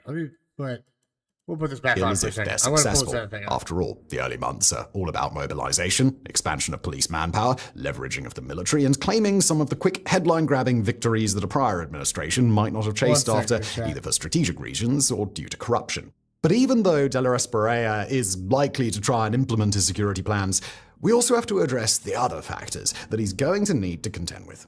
Since winning the presidency, De La Espriella has been carrying himself with the confidence of a leader who's been granted a sweeping national mandate from the voting public. But that just isn't the case. Colombia's election was decided by a very narrow margin, less than a single percentage point of the vote, or around 250,000 votes in total. During the runoff, De La Espriella's rival was leftist candidate Ivan Cepeda, who tried to distinguish himself from the failed implementation of the current government's national peace plan by arguing that he would double down on the peace plan and do it right. That wasn't a message that Colombian voters were inclined to hear, and in an election where a fair share of the country wanted to vote against the political establishment, Cepeda made that job very easy, even to people who didn't like or didn't particularly care about De La Espriella. Nor was Cepeda a particularly compelling challenger. De La Espriella is a consummate political outsider, and instead of actually focusing on him, his record as a Jack, lawyer, I'm trying to or his find the connections thing to about unsavory that political I and was military looking for figures, here. Cepeda decided to rail against the establishment right wing, which at that point didn't even have a candidate in the race. De La Espriella, meanwhile, wasn't even expected to make it to the runoff just a few weeks before the first round's election. The fact that he managed to surge in the polls as a political outsider so late in the race could be interpreted as a sign of momentum, especially after he expanded his vote share even further in the runoff. But he's just as likely to be a political flash in the pan, a leader who said the right things at the right time, but lacks any real political machine to keep him relevant and build his power once his unexpected surge comes to an end.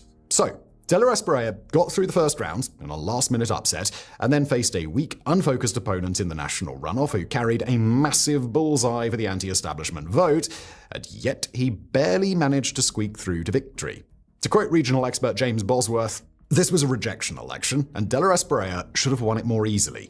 That De La Espriella won by a single point in an environment built for anti-incumbency tells you how thin his coalition is." End quote. Nor does he have a legislative majority. He's going to have to ally with more moderate political parties in order to get anything through the Colombian Congress. He's been clear about his desire to circumvent that issue, governing by presidential decree wherever possible, and declaring states of emergency to enhance his powers. But then he's going to run into other problems. Colombia's relatively robust system of checks and balances, and the power of its well-entrenched political establishment, which De La Espriella just is not a part of. To put it simply, as Sergio Guzman of the Atlantic Council explained, quote, "Once in office, De La Espriella will face severe governance hurdles. And because he's starting out from a position of relative weakness, he's going to have an even tougher time than he already would have had in achieving the grand victories he promised on the campaign trail." Now, before we discuss the rebels and the syndicate standing in De La Espriella's way, just a quick pause to tell you about our subscriber site, We're trying something here. our outlet for all the stories we don't have space to do justice here on the main channel, a place where we can go deeper than we ever do here on YouTube. Every week we upload 2 exclusive videos, 2 expert-written articles, and a podcast or 2, all covering the conflicts and geopolitical stories that matter most to you. In addition to our Latin America coverage, we also host plenty of pieces on Iran, Ukraine, Sudan, the Sahel, and elsewhere, not to mention all the minor conflicts that the rest of the world tends to ignore. Now, if you're interested in this episode, then you might also be interested in an exclusive premium episode coming out next Tuesday on whether Ecuador's tough-on-crime president, Daniel Noboa, is a diet version of Nayib Bukele or a future president for life. We also offer multiple free-to-listen podcasts every week, including our Middle East Roundtable on the Iran conflict, as well as our twice-weekly email newsletter. A subscription, just $5 a month or $50 a year, plus plenty of free stuff on the site if you just want to take it. Again, that's guns.co, and now back to I apologize, chat. I'm trying to find something to continue our Iran coverage. Now, for all the tough talk and the self-assured swagger of his campaign, De La Espriella seems to be at risk of making a critical early mistake, underestimating the sheer complexity of the mission ahead of him. Of course, there are all the logistical I wanna and talk about this, institutional but I really- challenges. You can't build 10 CCOT-style prisons if you can't source the funds, and you can't declare a perpetual state of emergency without getting past the courts and lawmakers that are going to try and stop you. But even if De La Espriella has a completely clear path ahead of him to wage the campaign that he's so hell-bent on carrying out, he'd quickly be forced to reckon with another inconvenient truth. Colombia's internal armed factions are not simple pushovers. They number in the untold tens of thousands. They're tied to land, communities, and illegal economies that they've cultivated for years or even decades, and they're more than willing to fight if they're forced into a battle for their own survival. The largest rebel faction in Colombia today is known as the ELN, a Marxist guerrilla faction that boasts around 6,000 followers. They're highly active in Colombia's more remote areas and its border zones, where they wage a style of asymmetric guerrilla warfare the government forces sometimes struggle to match. Among the country's other rebel groups are relatively strong organizations like the Central General Staff, with a fighting strength estimated in the high hundreds or low thousands. They're joined by a wide range of smaller groups, mostly splinter factions, that choose to keep fighting after the country's primary rebel faction, FARC, chose to lay down its weapons years ago. Each one of those groups operates on overlapping territory, drawing support from local communities and sustaining themselves with money gained from illicit enterprise. Then there are the organized criminal groups, chief among them, the Gulf Clan. Present across the country, but especially powerful in areas closer to Central America, the Gulf Clan is thought to rely on upwards of 7,500 fighters, many of whom started out in the same paramilitary units that Abelardo de la Espriella once defended. They make an incredible amount of money through all kinds of illicit operations, and they've earned a reputation for rather horrific levels of violence while exerting considerable influence on national politics through a range of corrupt connections. Other criminal groups are present all across the country, some as national franchises for larger transnational organizations like Tren de Aragua or Mexico's Sinaloa cartel, but others are self-contained factions that wield substantial influence at the local level.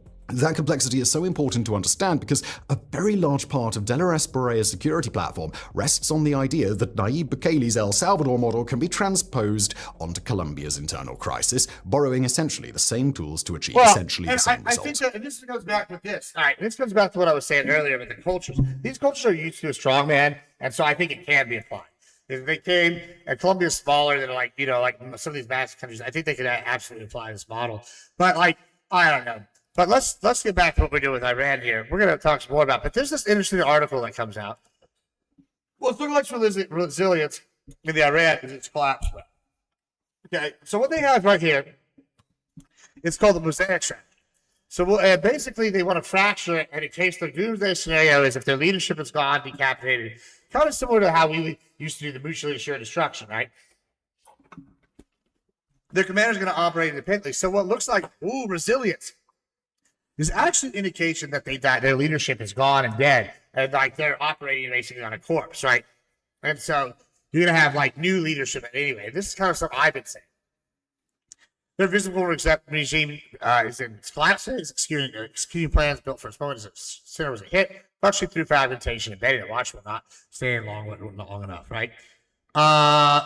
There you go. Let's just switch that. The indicators are not. We all know the argument they're still alive. The indicators are not false. They are simply being read through the wrong framework. They are taken as evidence the system has absorbed the shock and remains solid. In reality, what they indicate is the opposite.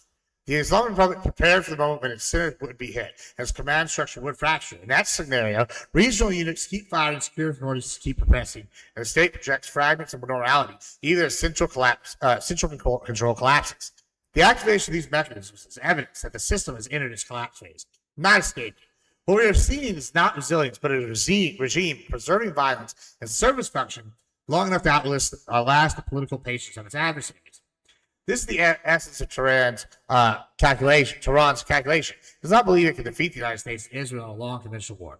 It believes Washington will not fight such a war for long. Its strategy is not victory, but endurance. Keep shooting, keep coercing, keep signaling, continue functioning, and keep imposing costs until Americans decide the game is no longer worth the price. And this is exactly what I've been saying. If we quit too soon, then we lose. But what we really can do is what we should do is come in here and crush them, right? I think when we've taken these breaks so far, we haven't given them the opportunity to come back. So in fact, I think it actually hurts them because they come back and they start rebuilding what they need, and then we hit those sites again, and then we're they're not able to replace as fast as we're destroying. So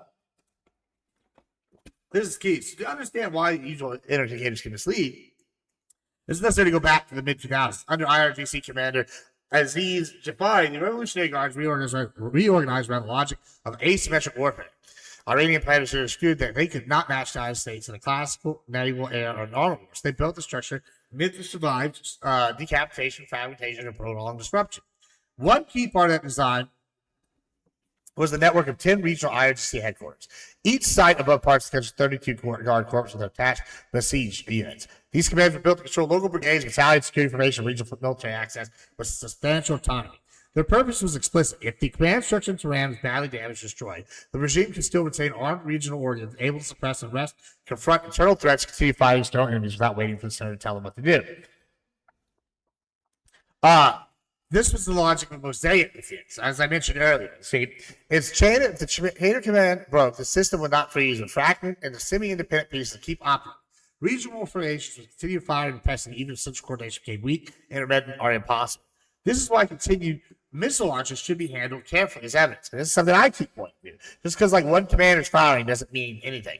They do not show strategic coherence. They show that the regime has entered the phase to prepare for its worst day. And that's where they're at, their worst day. Preserving violence after command has begun to fall. Abbas Agarachi all but admitted this when he was asked about Iranian strikes into Oman, one of Tehran's closest regional partners. What happened in Oman was not our choice. He added that militaries were independent, somehow isolated, were acting based on instructions given them in advance. In other words, the missiles are still flying, not because political centers are fully in control, because the system was built to keep firing after the center's grip had already started the fray. That's why the deaths of top IRGC commanders such as Salami, Rashid, Pakpour, and others do not automatically produce silence. The machine keeps firing because it was built to outlive them. What looks like it's in fact function legacy of a doomsday design. So yeah, if we go in here and we just keep firing, we're going to be able to take them out. But instead, what many of these people want is us to just give up. Right? The same logic applies to the streets. The regime's urban repression system did not depend simply on armed men standing at street corners.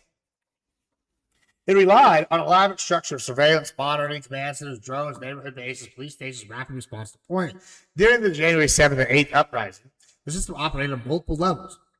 Personnel set command centers such as Hala headquarters in Tehran, before walls of monitors linked to cameras across the city. Mobile units deployed, cameras put drones over neighborhoods and streets. Helicopters monitored urban movement from above.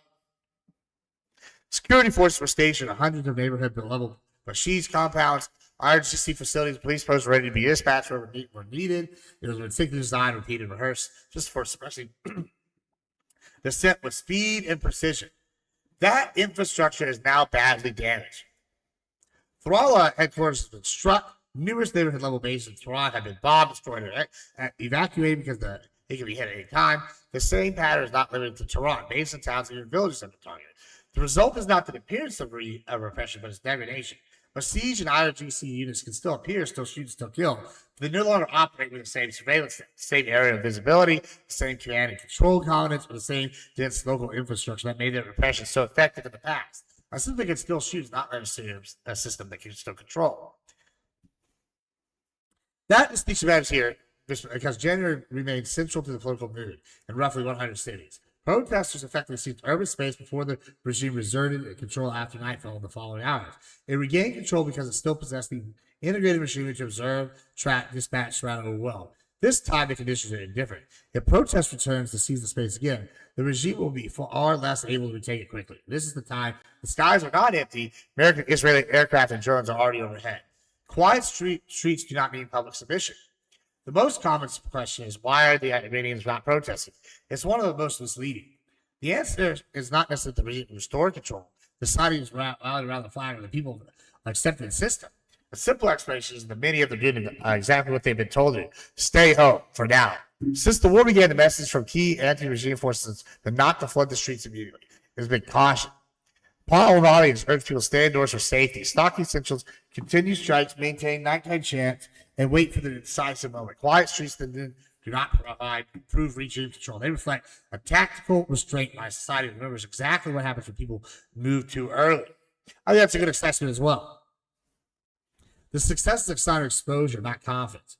The same interpretive error appears in the succession question. Motive of Khomeini's elevation is a sign of continuity.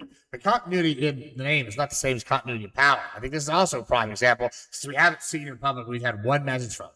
In a system built on the theology of Vahik, the leader's physical presence is one of the primary instruments of authority. Yet for nearly 3 weeks of the war, the new supreme leader remains a ghost. His first and only statement was read by news anchors over a handful of still photographs. And even those have been read. Several look so artificial that many Iranians mockingly call him the first AI-generated leader in the world. There have been no live speech, no public appearance, no visible protection of sovereign authority, whether it is in the Tehran bunker or somewhere else under heavy protection, just total invisibility, send the same messages to the elite.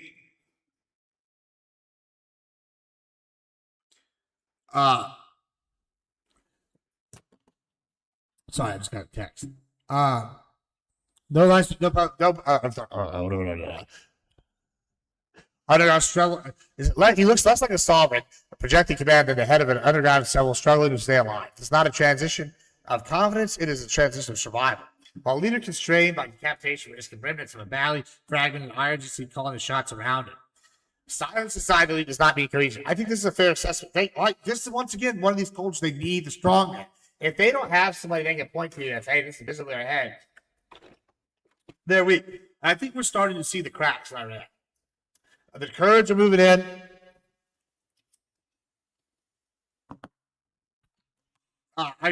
This is some of the things a lot of people have been quoting across a lot of the theorists, right? The absence of affection is also easy to misread. Service is not necessarily loyalty. It can be fear, uncertainty, waiting. If influential figures inside the system are unsure whether the United States tends to sustain pressure, whether it decides to break down, or whether Washington will eventually accept an off-ramp, they have every reason to hesitate. The same is true for anti-regime actors. No one wants to gamble everything on a fall move and suspect American pressure may soon ease. I also think Trump is going to do this hot cold game, right? And manipulate the market until right before the election. Then he's going to try to pretend like it's solved. And then as soon as the election's over, midterms are over, then he's going to go in. I think the Iran war, he wants to kind of be a back burner thing. And then if he can, and then to show that it's not affecting prices. Because I went to the store the other day and prices were down. There's improvement. Especially since he's done this litigation shit, looking into big companies. And so I think he's going to play the market. And the approval ratings are going up as well. Overall, I think things are just looking more and more improved as we go here. In fact, the bread is still yeah. I mean, and the basic gist of this is that it's going to continue. They're going to continue going here. But hold on, we're going to continue here. Let me do this. We're going to go back to these.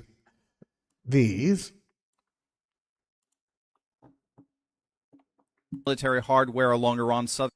Trump's intentions towards Karg Island and the bombardment of what's left of Iranian military hardware.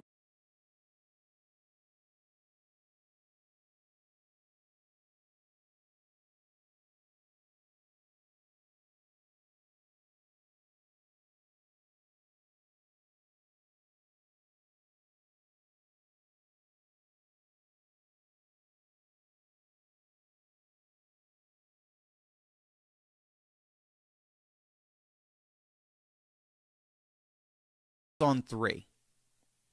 Pillar 1 is ideology, their founding idea.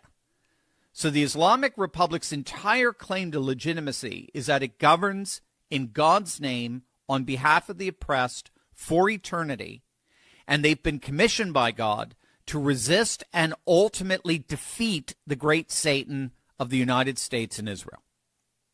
Pillar 2 is patronage. The regime survives by buying loyalty, giving jobs, contracts, housing, subsidies to the networks of people who keep the system running. And that includes the regional proxies of Hezbollah, Hamas, and the Houthis. Pillar 3 is coercion. The Basij, the IRGC, the intelligence services, these are the enforcers who make sure that those who reject the ideology and can't be bought stay silent. We do we do a little reacts right now for a little while. Studying up, doing some analysis of the Iranian regime right now. You watch Steve Turley. You doing okay tonight? Now, for this regime to fall, the key here is that all three pillars have to crack simultaneously.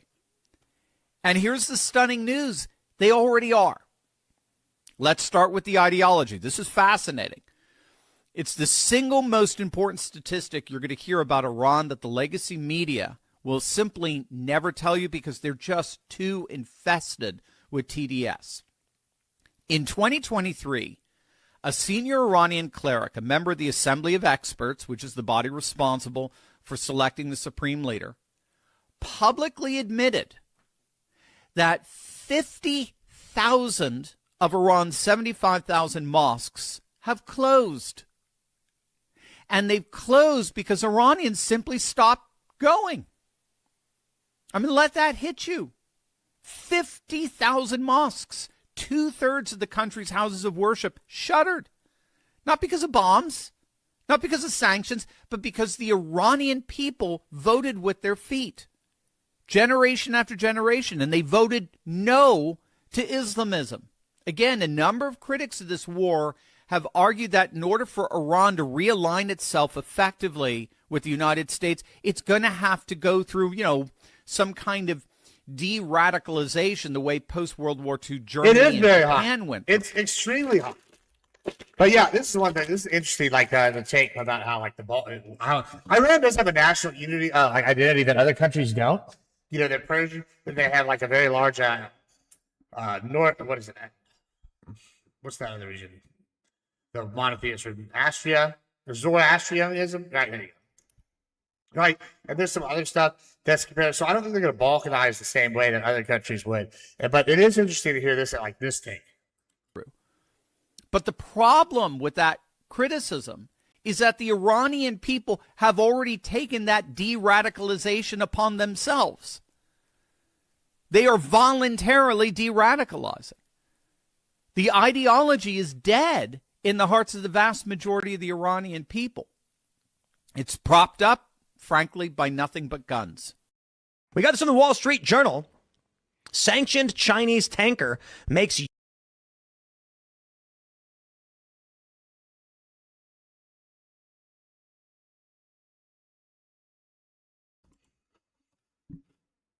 that the Artesh, that's the Iran's regular army, which is distinct from the IRGC, there are reports that the Artesh have been evacuating their headquarters. That, I think, is not going to happen. The Shah, that's never going to happen. He might come back to a Democratic elected guy, though. Like, he might come back a voice of guy. He wants to bring democracy. They might elect him on that case.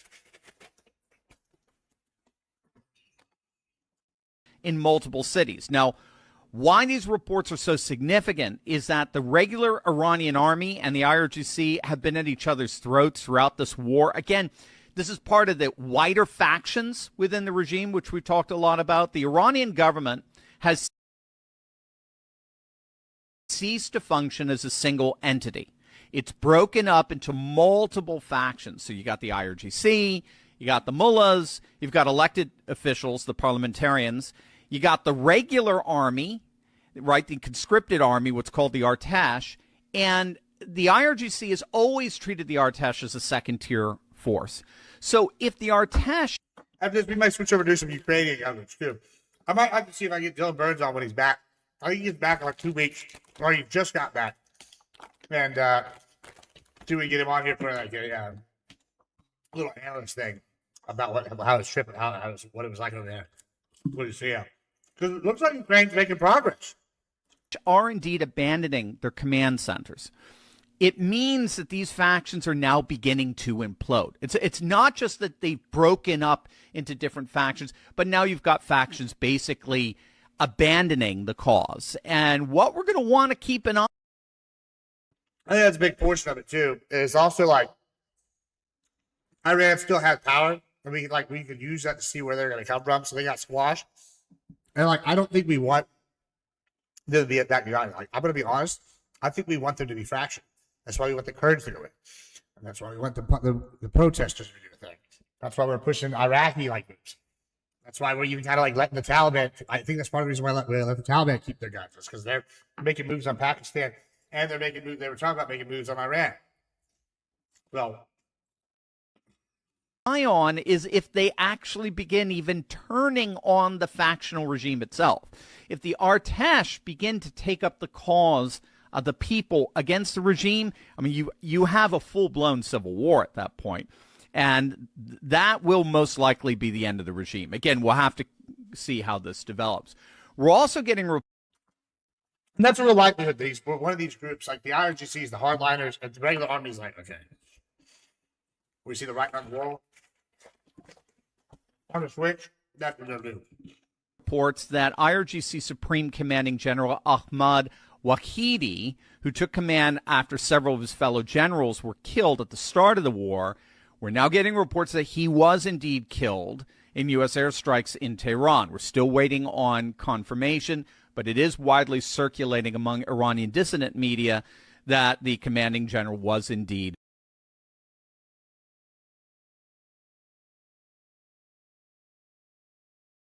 removing the sole single solitary trump card that Iran has been playing for 47 years. The mere... Well, the reason why I want to speak Charlie right now is because he's been really nailing these active things, and I've usually sort of added a few things on because he's saying a lot of this very well about like what's happening with Iran, and I feel like with Trump's strategy. So I think so that's why we're watching some of this here, okay, as well. Threat of closing down the Strait of Hormuz was enough to send oil prices soaring and fears of 70s-style stagflation engulfing the whole of the Western world. Iran has been using the strait as their sole source of leverage to get whatever they wanted from a world that feared $200 a barrel oil prices that would cause economic upheavals the West hasn't experienced in a century.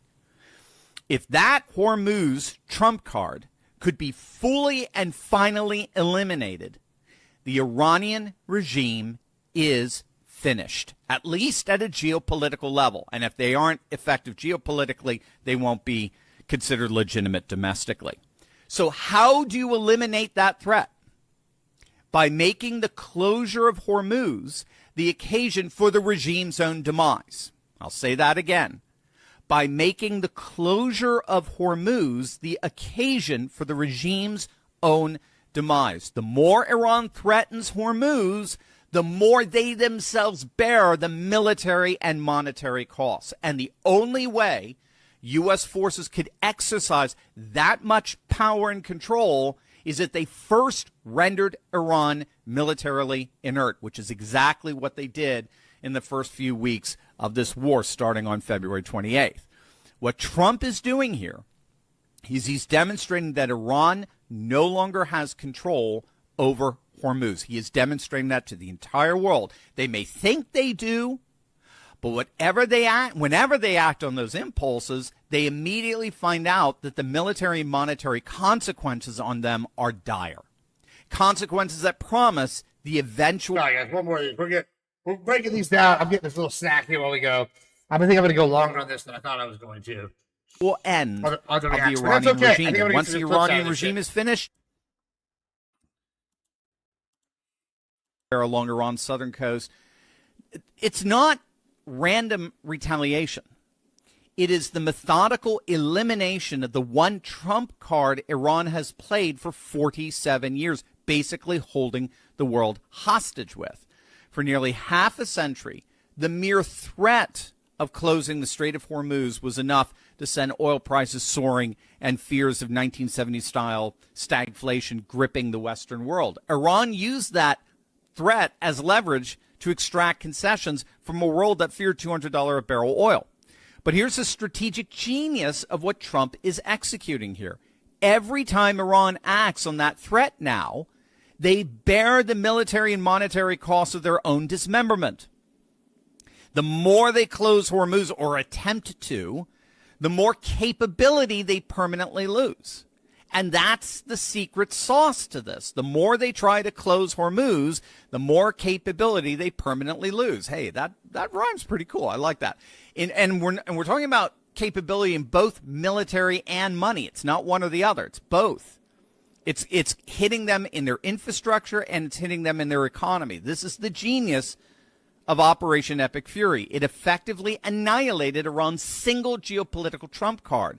They no longer have the capacity to make good on their threats to close the strait where over 20% of the world's oil supply passes. Yeah, and that's key. If this is they're not going to be able to gain this back. And I keep telling people this, like, oh, they got the $300 billion. They're going to be able to do this instantly. I'm like, no, that's not how this works, bro. Like, that's going to be facilitated, and they didn't even follow through. So now they're not even getting that money. And if they get it, it's still not enough to fix all the stuff they've lost. Like, they have to rebuild that.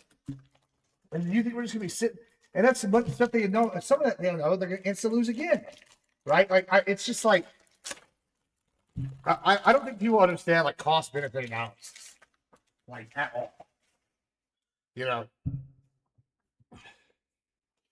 yeah. Just put this. I'm going to put the cheese back in the fridge. Trying to eat healthy here, guys. We're losing weight. We're doing well.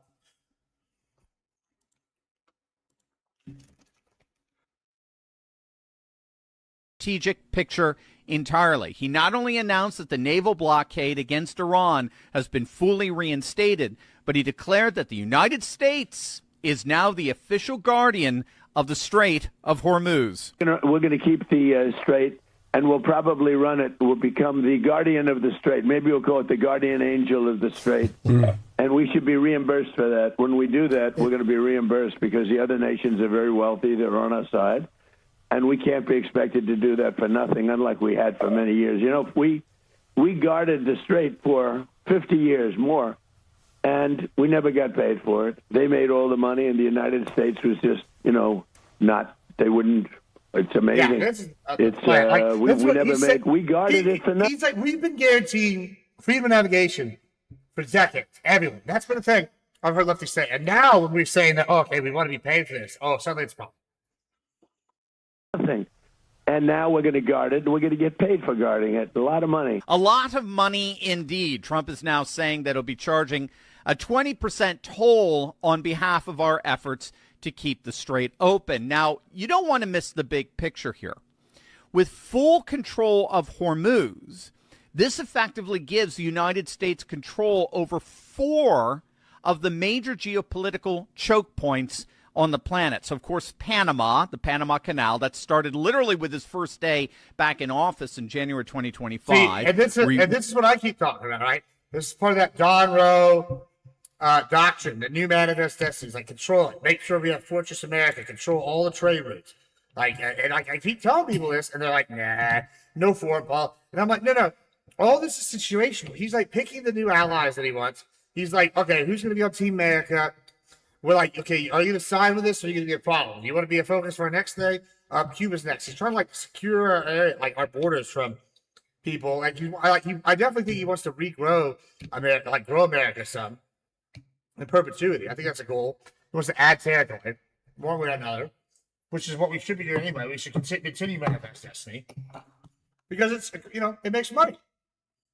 Resecured control over the Panama Canal. Then the Strait of Gibraltar, which sits at the entrance to the Mediterranean Sea. That's a deal Trump signed with Morocco, which is now part of the Abraham Accords. And then he got the Strait of Malacca that links the Indian Ocean with the... I've been talking about this weekly, these things, for a while.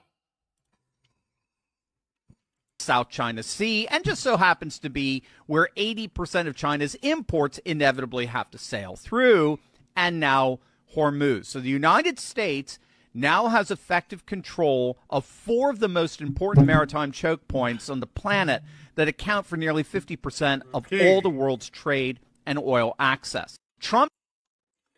Yeah, that's absolutely what's happening here. Let's switch over to this new battleship. And what we're talking about. I want to watch something. The Navy just released its shipbuilding plan, and it officially wants a nuclear-powered surface combatant called the Trump class, or BBGX. This modern-day battleship that might more accurately be described as a battle cruiser is envisioned to be packed with long-range missiles, future weapons, command and control, and enough electrical power to support systems like railguns and lasers that current hulls just may not be able to handle. The plan shows 15 BBG-X purchases across its 30-year procurement profile. The same plan puts 3 of these ships inside the fiscal year 2027 to 2031 window, with about $43.5 billion set aside for them. That breaks down to about $14.5 billion per ship. That is a pretty ambitious plan, and it won't be easy to pull off when you consider the current state of shipbuilding, the fact that some systems being discussed aren't even past the prototype stage, and then the whole nuclear aspect. There are also some questions about whether this is even a good idea to begin with, or if we should instead focus on building smaller vessels in greater numbers. So today we are looking at what problems the Trump class is supposed to solve, whether concentrating that much capability on one hull is a good answer, and how it compares to other ways of putting missiles at sea.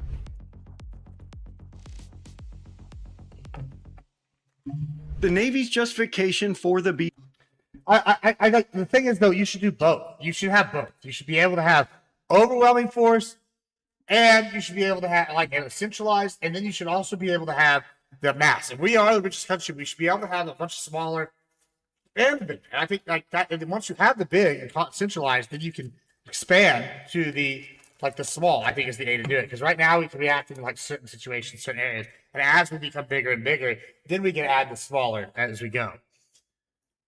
But right now, it's overwhelming force, moving quick, shock, and awe, take control. BBG-X starts with the Arleigh Burke destroyers. The Burke is one of the most important warships in the fleet. It carries the Aegis combat system, air defense missiles, land attack weapons, and anti-submarine systems, and then all the sensors needed to defend carriers, amphibious groups, and really anybody else who needs defending. The Navy's plan is pretty blunt about the limits of the design. It says the Burke has reached the max of its capacity. It also says the planned Next Generation Destroyer, or DDG-X, which they've shelved in favor of BBG-X, would have required undesirable capability and weapon system compromises. So this new battleship, which I know is not technically a battleship maybe, but that's what most people seem to be calling it, so we're going to call it that too, is the Navy's answer to that problem. In the plan, it's described as the high end of a future high-low surface fleet mix. Right now, nothing is settled, but early design estimates are that these will have 128 vertical launch system cells,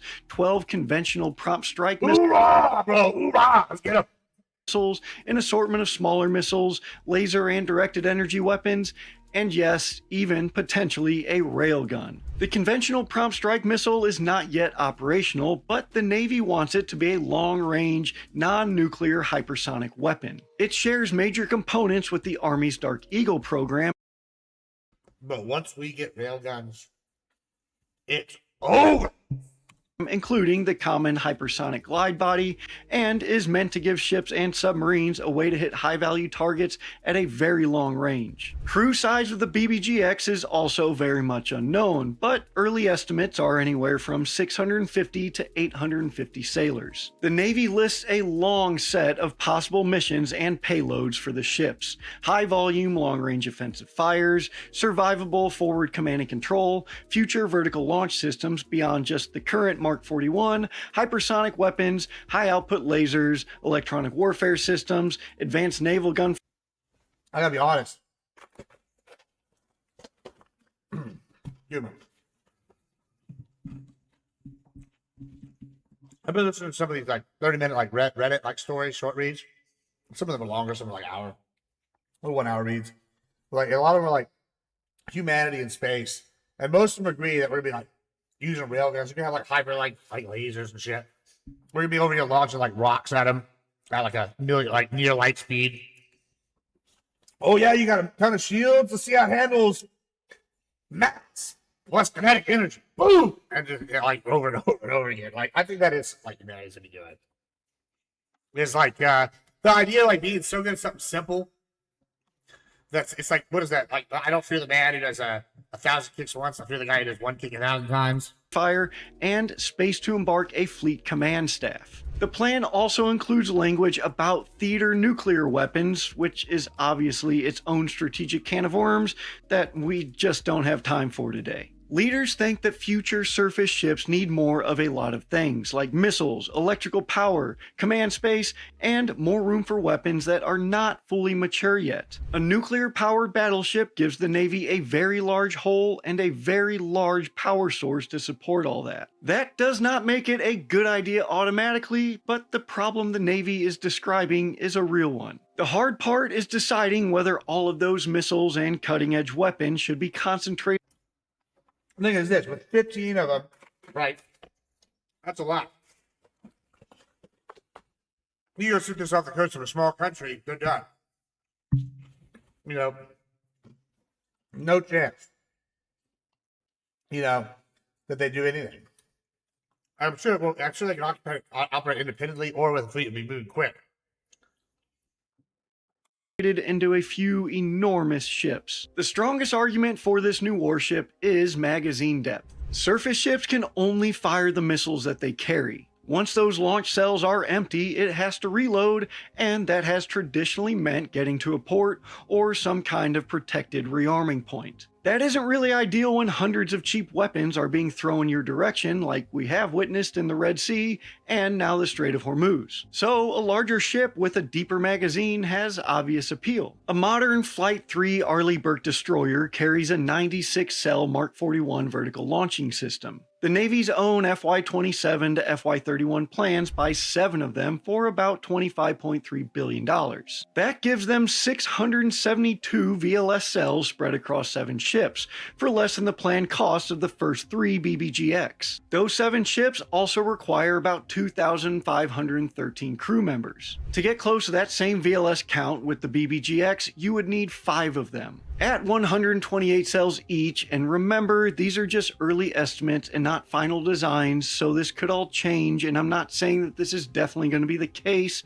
5 BBGX would give you 640 Mark 41 vertical launch cells. That's 32 short of those 7 Burks, and using the low-end crew estimate of 600. 32 short, it's not that many, but then I think it's like you're going to have utility on them that can do other things. It's like it could be a command center.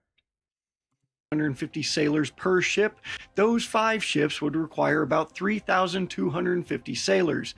That is 737 more than 7 Flight 3 destroyers. Just on VLS capacity, the destroyer comparison is hard to ignore. 7 Burks give you more cells with fewer sailors and a lower total procurement cost than trying to reach a similar VLS count with 5 battleships. Now that's not a perfect comparison, but it does get to the core of the Navy's complaints about the Arleigh Burks and its limits in missile capacity. Still, the battleship or BBGX may carry larger weapons, future launchers, hypersonic missiles, and systems that a destroyer today just can't. We can also make a comparison to frigates to make this argument a little more sharper. The Navy's plan includes 4 future FFX frigates inside the 5-year window for about $7 billion. The problem is that as it is now, these future frigates, at least the first few, will not have VLS cells, so they're not really getting at the core of the Navy's complaint here. But if we look outside of the US classes, like at Japan's upgraded Megami-class frigate, we can get a useful benchmark for what a smaller modern combatant can look like. This is the thing, though, is like we should have a regional allies use their like regional stuff, right? But like their frigates and shit. They should be like taking over some of this for us, policing and whatnot. Well, we focus on the bigger threat. Australia, who is buying 11 of these ships from Japan, says that the upgraded Megami will have 32 VLS cells, a range of about 10,000 nautical miles, and a crew of just 92 sailors. And they're getting all of this for just over $6 billion. 11 upgraded Megami-type frigates would put 352 VLS cells across those 11 hulls, with a little over 1,000 sailors in charge of them. 3 large battleships could carry deeper magazines per ship, larger sensors. Bro, I'm gonna be honest. If I was Elon Musk, I would totally have bought an island and started buying like frigates or something like this and started like building a base somewhere. So take over Micronesia. More command space, more power, and larger future weapons, but they would put a major share of that firepower into 3 targets, and they would also need 950 more sailors, once again if we're using that low end of 650 per crew on the BBGX. A battleship gives the Navy a deep magazine, but it's in one place. Smaller combatants give it more launch points, more geography, more sensors, and more separate problems for an enemy targeting network to solve. But neither answer is automatically right. A lot of smaller ships still need crews, maintenance, escorts, logistics, and shipyard time. A smaller ship also cannot carry everything that a larger ship can, obviously. So there are real reasons the Navy wants more space and more power. But if the goal is ultimately more missile capacity at sea, the battleship is not the only way to get there, but it is the most concentrated way. Another issue on most people's minds is the cost. The Navy's 5-year table puts about $43.5 billion against the first 3 battleships. The Congressional Budget Office estimated that the first ship could cost roughly $14.3 billion to $20.6 billion in 2025 dollars, depending on the size of the ship and which historical shipbuilding programs we are going to use as a comparison. The CBO also estimated that follow-on ships could still land in the $9 billion to $13 billion range if ordered today, and higher if ordered later. That puts the BBGX into carrier money territory. The Ford-class aircraft carriers are not cheap. The Navy's fiscal year 2020 The carrier, and we have videos with this, is the ultimate expression of U.S. power. 26 budget submission. There's nothing that says America more than the U.S. carrier fee. Put CVN 79 at about $13.2 billion, CVN 80 at about $14.2 billion, and CVN 81 at about $15.2 billion, according to a Congressional Research Service summary. Now, to be fair, Ford is not a simple comparison because aircraft carriers do different jobs than battleships or battle cruisers or whatever you want to call this thing. But Ford does show what happens when the Navy builds a first-in-class nuclear-powered surface ship packed with new systems. Ford's launch systems, arresting gear, radar, and weapons elevators became long-running examples of just how hard it is to introduce multiple major technologies onto one hull. The USS Defiant, as the first of the Trump class is supposed to be named, would carry a similar kind of risk. It would be a new nuclear surface combatant built around large missile magazines not yet seen before, future launch systems that don't exist right now. I mean, this is the problem, is you have to build something that can handle the future stuff. And this is something we're very good at. Like the F-22 came out like in the late 80s, early 90s. And it's like the most advanced and nobody can touch it, right? So, like, you got to build for the future. Hypersonic weapons we are still developing, directed energy that is still being figured out, advanced command spaces, and just other weapons that may still be changing while the ship is being designed. Comparing BBGX to the Ford class also matters because carrier money buys a different kind of firepower. A Super Hornet has 11 weapon stations and supports more than 400 different loadouts. In an anti-ship configuration, the FA-18E and F can carry up to 4 long-range anti-ship missiles, or LRASMs. A typical carrier air wing can have as many as 48 Super Hornets, but let's just say a 12-jet formation is sent out. Those could carry 48 LRASMs. Mind you, that is not a normal daily loadout for these, and as always, the mission will dictate, but it does help explain why the cost comparison matters. A battleship would provide persistent missile capacity, command space, power generation, and possibly future weapons. A carrier can also provide all those things, along with reusable aircraft that can strike, defend, scout, jam, refuel, and change missions rapidly in multiple directions. So if a battleship costs as much as a Ford-class carrier, the Navy will have to explain what combat effect it gets from that ship that it cannot get from a carrier, a destroyer squadron, submarines, unmanned vessels, or a more distributed mix of small. So I have to consider that right now it is much easier to reload aircraft than to reload VLS cells at sea. Currently, there are lots of questions surrounding reloading VLS cells. Right now, the only option once those are empty is to return to port and reload. The Navy knows that this is a problem, and in 2024, it demonstrated the transferable reload at sea method by loading an empty missile canister into the USS Chosen's Mark 41 VLS while underway. But that also brings on more questions. Where are the reloads? What ship carries them? Can that ship actually reach them? How long does the transfer take? What sea state can the Navy do it in?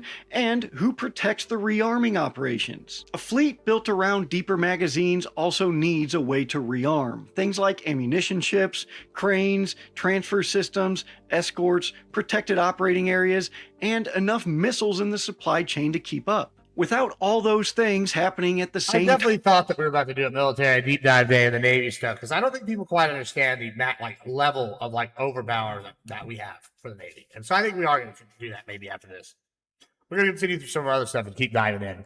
Time you don't actually have deeper magazine capacity. If the Navy builds a ship like the BBGX around high volume fires, then it also has to build the logistics systems to keep those high volume fires going. This is something I have every confidence that the U.S. military is able to handle. As long as we don't go into war with China tomorrow, we are going to build around logistics, right? And we also are good at turning mistakes like the Zumwalt into something usable. I'm not even sure we're building more Zumwalts, but now they become kind of like our test bed ship that we're using for all sorts of stuff, right? And so I think that's something we're very good at. We learn how to use what we got. And then we learn how build on that experience. For the mistakes, we make them use the mistakes usable, and then we expand and we advance, and then we can get our logistics down, right? We've always been really good at the logistics, and that's why we win wars.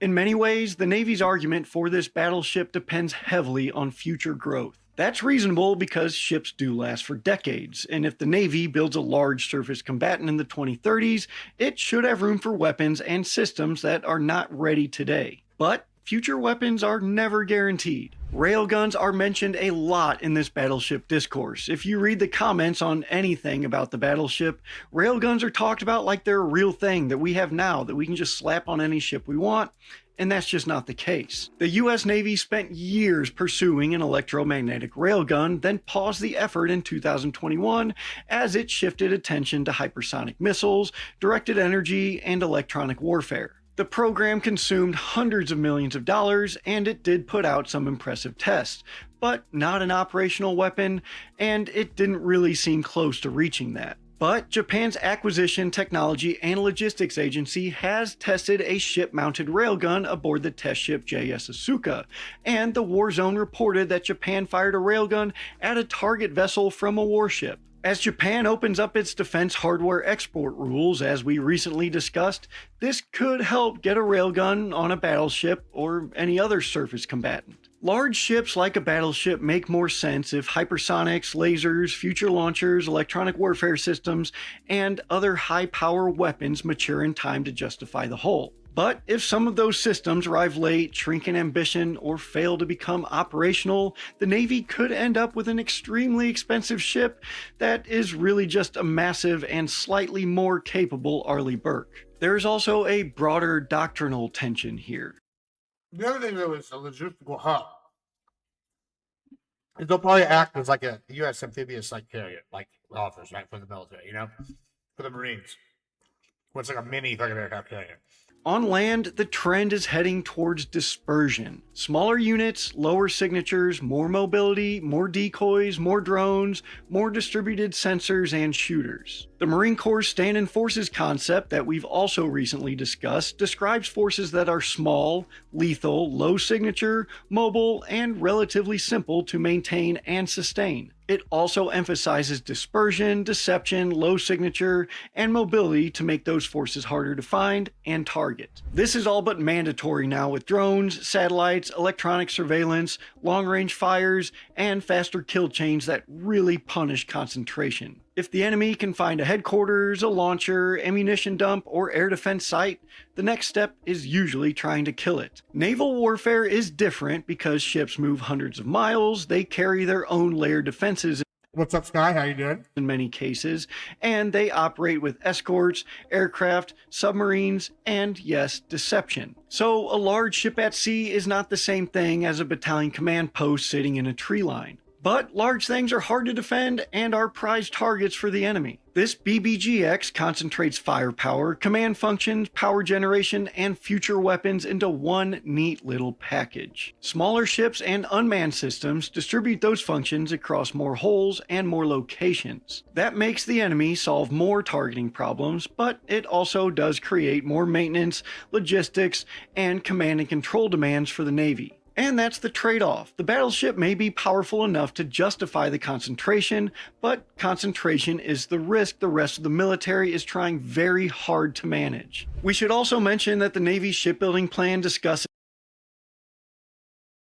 I'm feeling pretty good. I had a pretty good day. Recovered from a food poisoning thing on Monday, and now we're going to try a new reviewing segment, Reacts. Pretty good so far. How are you doing?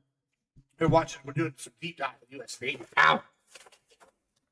At the moment, under the proposed Trump-class battleship.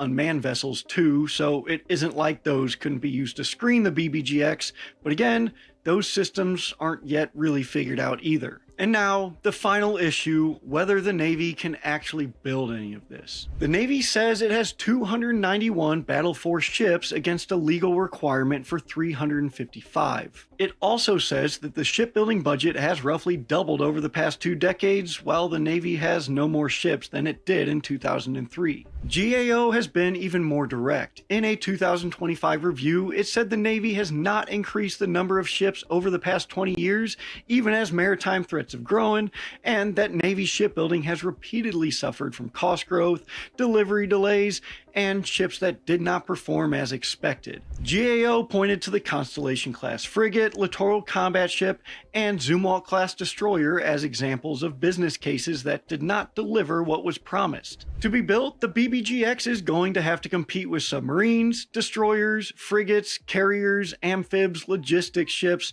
and maintenance work for resources. Nuclear shipbuilding capacity is already under pressure from submarines and aircraft carriers, and the supplier base and workforce are already stretched thin also. CBO has warned that future shipbuilding demands could exceed what yards have faced in the past decade.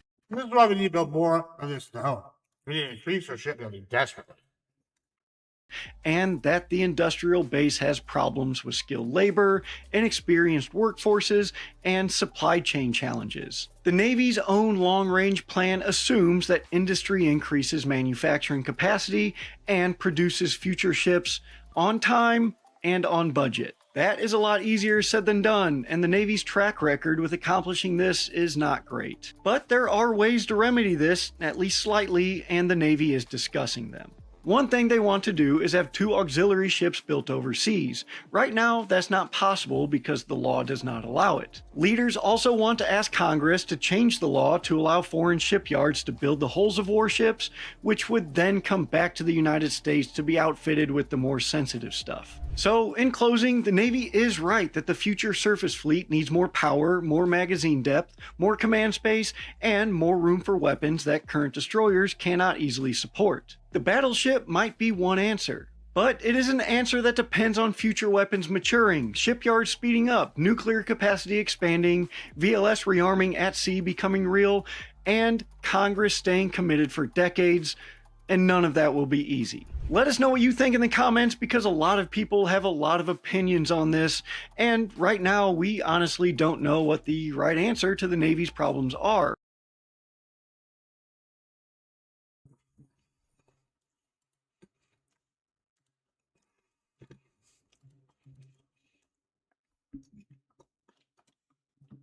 Guys, if you haven't already, make sure y'all are going to GridCon. We have our the invite is up. It's gonna be cool. So make sure y'all come join us. Hold on. GridCon. It's gonna be great. Make sure you're there. This is where you want to be, boys. Wally, Two Bones. Jake versus LSP. Tyler versus Vince. Stars versus Taylor. Pastor Rich Kidwell versus Father Joseph. It's gonna be a good one. Let me tell you, brother.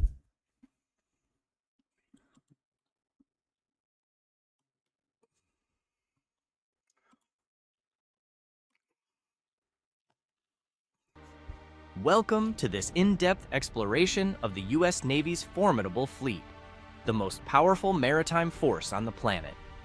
In this video, we'll journey through the various types of ships that make up this fleet, from the colossal aircraft carriers to the stealthy submarines patrolling beneath the waves. We'll cover each ship's specific role, how many of each type are in service, and why these vessels are vital to maintaining global security and power projection. Whether you're a military enthusiast or just curious about the technology behind naval operations, this video will provide you with a comprehensive understanding of the backbone of the U.S. Navy. Let's begin with the giants of the sea, the aircraft carriers. These vessels are not just ships, they are floating air bases that project American power across the globe. The U.S. Navy currently operates 11 active aircraft carriers, split between the Nimitz class and the cutting-edge Gerald R. Ford class. Nimitz-class carriers, with 10 active units, have been the backbone of the U.S. Navy since the first one was commissioned in 1975. These nuclear-powered behemoths, each over 1,000 feet long and weighing about 100,000 tons, can carry approximately 60 aircraft, including F/A-18 Hornets, F-35C Lightning II jets, and various helicopters. Their primary mission is to serve as a base of operations for air superiority, ground attack, and reconnaissance missions. They are capable of launching and recovering aircraft at sea, allowing the U.S. to respond rapidly to crises anywhere in the world. The Gerald R. Ford class represents the next generation of supercarriers. The first of this class, the USS Gerald R. Ford, was commissioned in 2017. These carriers feature numerous technological advancements, including the electromagnetic aircraft launch system and improved nuclear reactors, which allow them to launch more sorties per day compared to their predecessors. The Ford-class carriers are also designed with reduced crew requirements and improved survivability against modern threats. The Navy plans to build a total of 10 Ford-class carriers over the next few decades, gradually replacing the aging Nimitz class. That's the big thing. Is that like aircraft carriers are often accompanied by a strike group consisting of destroyers, cruisers, and submarines, creating a powerful force that can operate independently or as part of a larger fleet. This ability to project power far from U.S. shores makes aircraft carriers the centerpiece of American naval strategy. Moving beneath the waves, we encounter the submarines, stealthy, silent, and incredibly powerful. The U.S. Navy operates several classes of submarines, each designed for specific missions, ranging from stealthy intelligence gathering to launching nuclear missiles capable of devastating entire continents. Attack submarines are the most numerous type, with 3 active classes: the Los Angeles class, Seawolf class, and Virginia class. The Los Angeles class is the oldest, with around 28 units still in service. These submarines, which began entering service in the late 1970s, were designed primarily for anti-submarine warfare during the Cold War. They can also strike land targets with Tomahawk cruise missiles, making them versatile tools for a wide range of missions. The Seawolf class consists of only 3 submarines: USS Seawolf, USS Connecticut, and USS Jimmy Carter. These submarines are faster, quieter, and more heavily armed than the Los Angeles class, but they were deemed too expensive to produce in large numbers. The Seawolf class is known for its ability to operate in deep waters and conduct covert operations, making it one of the most capable submarines in the world. The Virginia class is the newest and most advanced class of attack submarines, with 21 in service and more under construction. These submarines are designed to perform a wide variety of missions, including... Okay, I don't want to do this anymore. We're going to switch up. We get that. let's do a little drama here. Let's watch. We're gonna watch Wick's little thing here, the fall counterpoints. Just fuck counterpoints. I think we're gonna watch a little bit of this, and we might switch, and then do something else. Here, we'll probably go to 40 minutes. Then I'm gonna end for about an hour to cook some dinner, and then what we're gonna do is I have prepped all my stuff up, and we just started Act 2 of what is it called? Cyberpunk 2077. So we got all some of the boring, grindy shit out of the way. Now we're supposed to do the meat of the game. So we'll probably do that later. We'll probably start that about. So if this lasts another 40 minutes, we're looking at 38 minutes. So we're looking at probably 9 to 30. So we're looking at about midnight. We'll go live midnight for Cyberpunk 2077. I think it's gonna be good. So we'll be doing that here. So all right, let's get the popping here. Where's my thing? And we'll call it Gaming After Dark. Okay.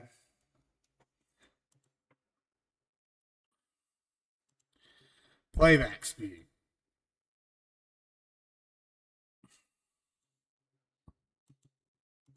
It is wrong. It is. So I guess kind of helped really putting this together and was kind of like my catalyst, if you will, for doing this show. I wanted to initially because I think that and I won't hide the ball here.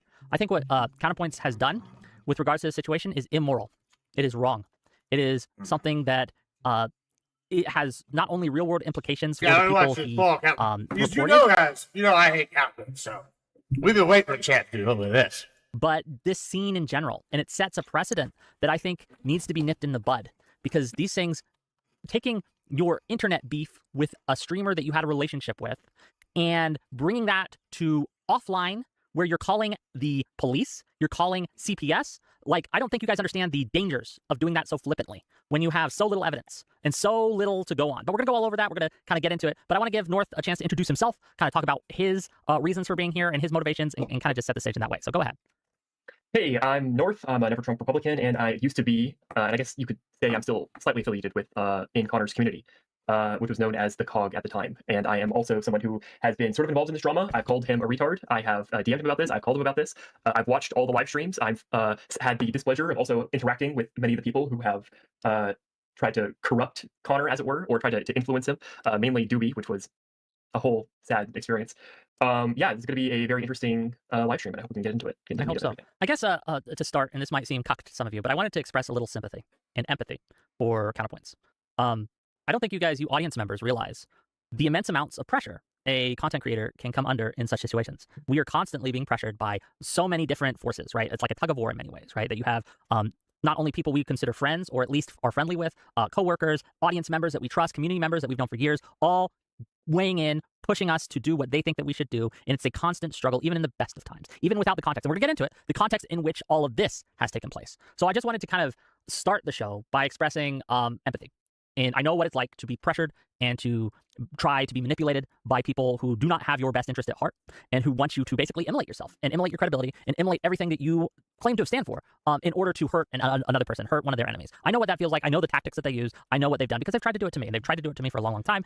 This is definitely a thing. It's right. There's like a lot of people, even if you're not like trying to do it maliciously, like you are. So there's always like people that have like agendas. Everybody's got an agenda, even if you're like not being malicious. It's always like counterpoints who lie about what their agenda is. That is the real issue. In various phases and in various ways, but we're gonna get into that, right? But all this to say, give the guy a little grace. Don't call him a retard. That's fine, but there will be no brigading. There will be no harassing. There will be none of that. Do not do that. I'm not harassing, but he is a evil piece of shit. Like, I hate the guy, but like, don't anybody else harass him. Probably gives you talk his shit. But fuck that bitch. But nobody should be going over the harassing. But I had people call my business. You know what I'm saying? Like, no, like this, like, I'm like kind of starting to fall on the side of like, no, I think the doxing is not really an issue. Like, if you're doing this to be a public, like, figure, then you're gonna become a public figure and you lose your right, like, of like privacy, kind of to some extent, right? However, the social norm should be like, okay, listen, it's bad.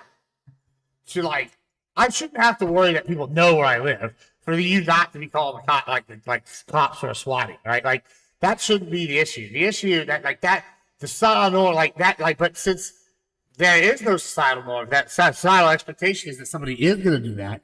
That's the bigger issue, right? And I think we need to change the culture, not change the laws. Do not engage in that behavior. I am simply saying this is a cautionary tale. This is what happens when you let your ego get the best of you and when you mire yourself in false narratives. And again, we're gonna get into that. But yeah, that's how I wanted to kind of start the show and maybe have a little empathy for people. But you never know. Okay, cool. With that, North, do you want to start us off? Yeah, let's go. Let's go start this. I forget. Are you going to be sharing your screen? Yeah, I'll share mine. I'm not going to share the thing, but when we click the links, you'll tell me to click the link, and I'll share what we link, and we can watch it together, right? Okay, so for the timeline of how one falls to the start. Oh, I'm sorry. Just again to frame this. This is the start. We're starting at when the ultimatum came down, right? Or at least Destiny was talking about the ultimatum of excluding himself from many communities, which we're going to allow Doobie to be in voice chats and things like that, right? Yep. I want to be very clear. This isn't the start of everything, but we don't have time to go over years and years and years of stuff. But this is a good beginning. It is not the people have done this already. I think online, sometimes years and years. But I think this is a good start to all the recent stuff. And I think this is relevant because the last 2 weeks, I have been bombarded, and I really last week by bots. I guess because Kel on a red stream, and there was a video, and they showed a picture of me on there. And since I was in the transcript, they like spam this. It's dumb. Beginning, but it is good a beginning, and I think it's a good place to start. Anyway, yeah, let's start on the ultimatum. So the ultimatum comes down, and a bunch of people DM me, and I'm sure they are DMing Connor too. And we deal with these in remarkably different ways. So I'm going to play the first link, and this is me, to be clear, confronting Destiny about the potential blacklist or ban. Here, let me get that up. I'm thinking about dissociate. Hold on, let me. There might be a. Yeah, excuse me if it's a little rough on the sharing stuff, but. Can you see it? Yep. Okay. And audience, tell me if you can hear it. Being myself from every community where Doobie is an active chatter, where Doobie's still in the fucking server. I don't think I can handle it anymore. Like, I understand your point here, and I actually agree with it, that these people going in and kind of creating these rumors constantly and spreading, like, and basically litigating why you are evil 24/7 is a problem. I agree with you 100%, right, on that. I just don't, I mean, I don't think it helps or will fix any issue by just blacklisting anyone that has any of these people in their server, right? I disagree. I think it's a really effective way of doing things. And I think that's why that's their MO. Like, that's their entire goal, right? Do you agree that Doobie is trying to enforce a form of blacklist against me with the way that he donates to people, right? I think he's pressuring you. I don't know if I'd say blacklisting, but it's definitely a pressure campaign, a manipulation campaign. Yeah, with money, with thousands of dollars of money, right? Sure, but it hasn't worked in my case. Right? Sure. Like, this is something that they've been doing, not just for a month, not just for a couple months, but for over a year now, that they've been constantly harassing me, basically, and trying to get me to ban you and to not have you on, either by directly saying that, like a few community members, or as Doobie does, and say, I'm just not going to donate to you when you have Destiny on. That hasn't worked in my case. And so if you're going to blacklist people... Okay. Yeah, so this is a good demonstration of you, Wick, being a good person and not actually being affected by these people. But it also is demonstrating that Doobie will go around to multiple communities, including you, and he will try to donate to people in order to create a financial incentive to create new starters, basically. And I want to add, because it goes on for a few more minutes, but to be clear, Destiny agrees at the end of that conversation to let me have Doobie in the community still.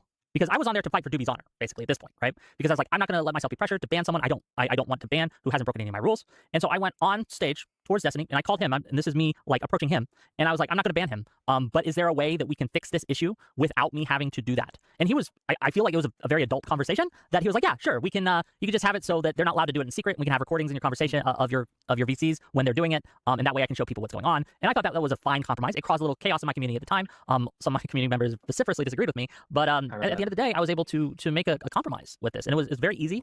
And the thing is, once again, if you're in a Discord, I hate to break it to you, like, yeah, there's like Discords where it's like, no, you can't record, but like, how do you really know if someone's not recording on a third-party device? Like, you know what I'm saying? Like, I just like, if you're in Discord, just assume you're being recorded. And it was done and dusted, and well, later things blew up in other ways, right? But at that point, it was like, okay, we're good, we're set, we've solved the issue. Counterpoints has a little bit of a different approach. You want me to play the next one? Yeah. Other people to help. What? Gave them.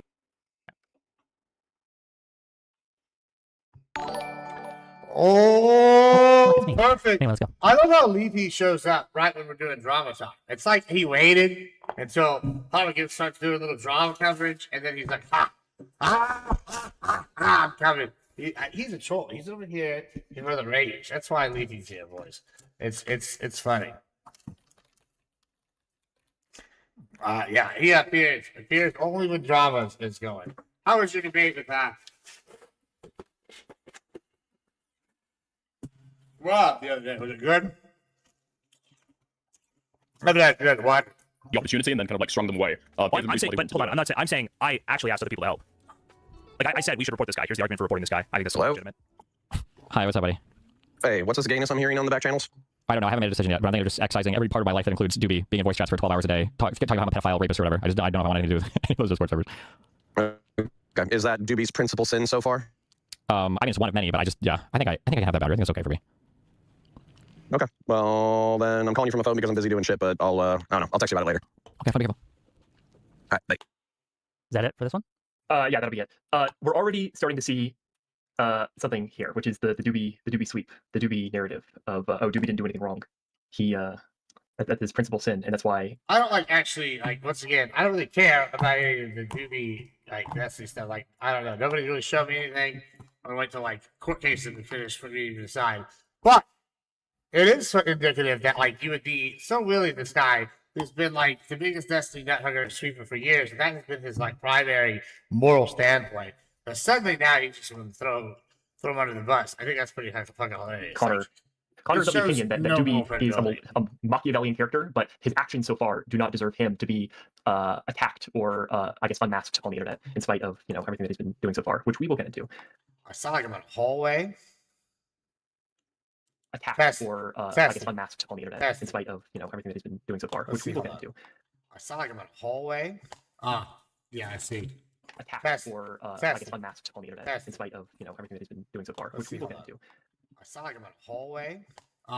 Yeah, I see. Attacked or unmasked. What just happened?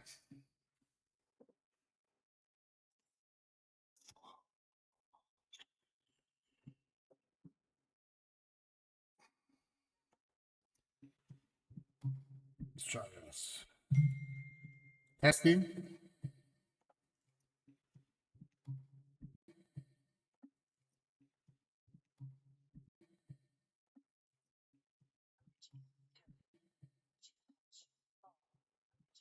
That's all. How about now? That's all. Okay. How about now? That's all. Nope. No better. We're having struggles. We're having struggles. What happened? How about this? How about this? Let's see. How about this? Testing. How about this? Let's see. How about this? Oh yeah, that's it. That's it. Right there. Okay. Okay. All right. There we go. The whole thing. But yeah, I think Connor always had a bit of a predilection towards defending people like Doobie and defending Starkers, and this clip is very good at showing that. He's enjoyed the kind of. Say, this new body thing that's going down. I forgot that Kel was one of these people, but they're it's all the same group of people. And people you want to be on Team Destiny? I'm like, no, I don't want to be on Team Destiny. I don't want to be on Team fucking any lefty, really. But if I'm having to pick between the two, bro, you're not getting much sympathy from me for these fucking TMZ knockoff wannabe people, bro. They're they've got to be some of the most awful people I've ever had the displeasure of interacting with. Name a good one. Do you really want to watch every fucking message you send to a person? I'm not saying go over here and be in there dropping this slur, you know, but you don't want to be able to make one joke to somebody you're talking to regularly, and I don't know. It's just and then don't wonder. Oh my god, if they turn on me, they're gonna make an expose. Gibbs racist. He said something this on Gibbs hates this group of people. Oh my god, or what? It's just ridiculous. No. I think, oh my God, you didn't use the right pronoun. We literally had somebody get mad at us the other day because we didn't use the right pronouns. And like they were like, of all the people, we probably shouldn't be going after give them Modi. They're like they don't give a shit about the pronouns. Like they're actually like that's gonna make them want to not use it. And I'm like, yeah, I mean that really is how that works. Like I'm gonna try. I'm gonna try real hard. I might not always succeed, but I'll be able to try. You know, and again, I don't know, these fuckers, bro. Always something. Commentary community for years. I don't think he's made a secret about this. He's watched Queen. These commentary people are just awful people. He's watched Nicholas Diorio. He's watched Chud. He's watched that whole community. He likes it. It's his soap operas, right? It's his slop that he enjoys. So I mean, like when we talk about what an influencer is and how content creators can influence you, when you seep yourselves into these communities as a viewer, even. But Rezi did a thing on this too. He like showed like how Connor was like looking up to these guys. Like I thought it was pretty weird. I was like, let alone a content creator. Things rub off. And again, we're going to get to that as we go. But right now, what we're doing is just to, again, reiterate to my audience, we're setting the stage. We're setting the scene. This is what's happened, and then we'll analyze it as we go. Okay, what's next? I don't know if you want to pull up the Reddit post or not, but I can read it just real quick. Might be useful. Yeah, Destiny makes a Reddit post on his subreddit talking about how he is going to be banning. I don't know if it's specifically Doobie. Well, let's just read it real quick. I think let's go through it. Let's just be real quick. So this was posted, and he says, just as a heads up, here is the game being played. And again, this is after our discussions, right? So after me and Doobie both, or not Doobie, but Counterpoints both talked to him, I believe. Is that the timeline? Am I correct in that? I believe so, yes. Okay. So just as a heads up, here's a game being played in the background across several Twitch poll servers right now. Kiwi Farms, the Snarker sub, and Discord server, and several individuals whom I've been involved with in the past, Justical, Doobie, Queeman, etc., have been infiltrating and turning several communities against me by repeatedly debating for hours and hours and hours, for months and months and months, I'm not exaggerating this, unfortunately, the same stupid talking points over and over and over again. This has been an active project that they have all been collaborating on for over a year, where several people will join Discord communities to make the same arguments, or shower people with money on stream to donate negative or disgusting things about me. I have the challenge of balancing how much harassment and abuse I can take from these communities while not actually cutting them off, because it gives the Snarkers a big win in that they can permanently manifest there and continue to rot that community and the people in it until they also believe the same lies and smears about me. So unfortunately, today is probably a win for them in that they've managed to peel off Connor and mark his community as a conquered one. I imagine the next big battleground will be Wick's community. The talking points these people will use will revolve around several things, a few, but not all of them being, and it goes on for a while, but I think that's the gist of it. Okay. So you were part of Counterpoints' community, correct? Yes. How was this seen from that lens? Because I never really hung out in his Discord or anything. I've seen a few of his shows, and I've talked in his chats and stuff, but I would never consider myself like a part of his community in that sense, right? But you were. So kind of talk me through and kind of set the stage of what was going on at that time. Let's hear what a Counterpoints community member sounds like. I can't wait to hear this shit. I'm within the cog. That's what you guys called yourself, right? Cogs? Yeah, the cog. Oh, the cog. Okay. Yeah. Coggers is what they like to call themselves. They want to be called coggers. It was always a separate identity. Connor wanted it to be like, oh, we're not Snarkers and we're not DGG, we're separate, we're the cog. They like to call themselves also grill hottest, like grilling. Yeah, they're chilling. It's all about chilling and grilling and not being Snarkers or DGG or anything like that. He is the epitome of chill, guys. When I think chill, I think of Counterpoints. So I think that at the very beginning, there was this fierce we're just not going to be Snarkers, we're not going to be DGG, we're going to do our own thing, and we're not going to be influenced by these people. And I think Connor was trying to promote the idea that like Doobie, who had been in his community for a while, deserved to be considered part of the cog, and thus to threaten him was to threaten his whole wider community. And I think a couple people went along with that, but there was also people in his community, myself included, who despised Doobie. And at the time, they did advise Connor to just fucking ban him. He doesn't really contribute anything besides arguing with people about Destiny and Israel-Palestine all day. And that was the view. Doobie does like to talk about Israel-Palestine.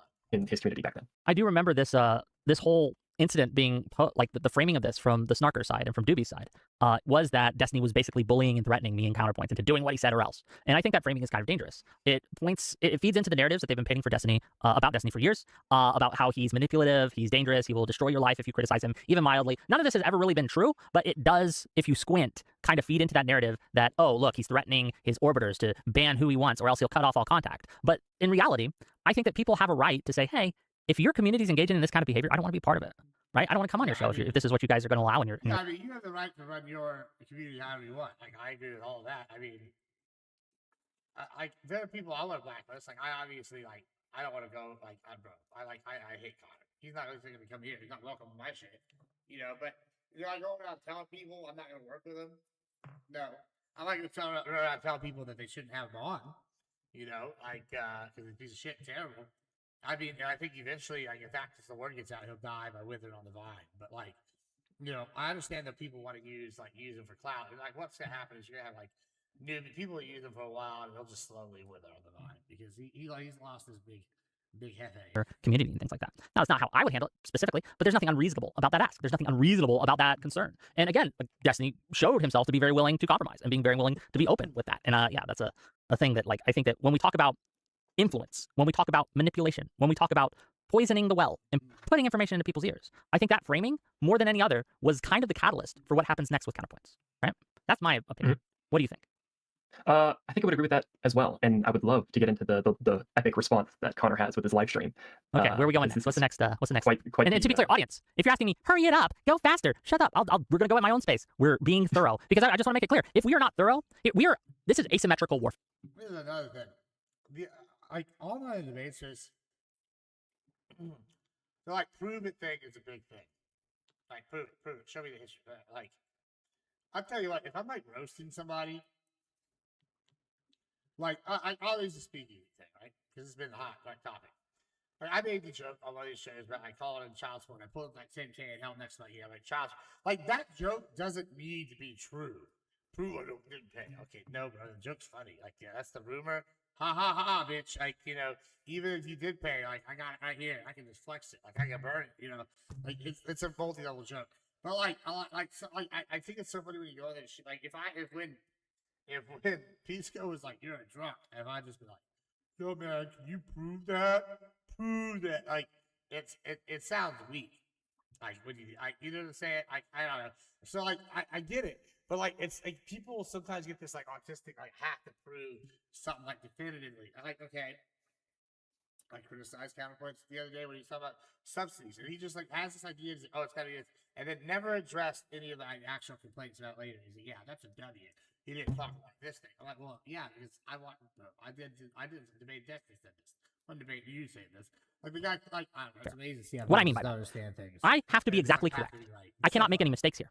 If I do, it will be used to negate everything I say, right? Any, even innocent mistake will be used to toss all of this out. I have to build my argument piece. And this is another thing. It's like, they'll cut you off. Like, I'll make it. It's like one thing when you go on the lefty space. I think the writing spaces are better about this. They'll let you like finish a thing. But like lefty space, if you make a claim, usually there's a setup for this. Like, right, like I'm saying something and there's a second part. They're like, well, I want to discuss the first thing you said. I'm like, well, you wait.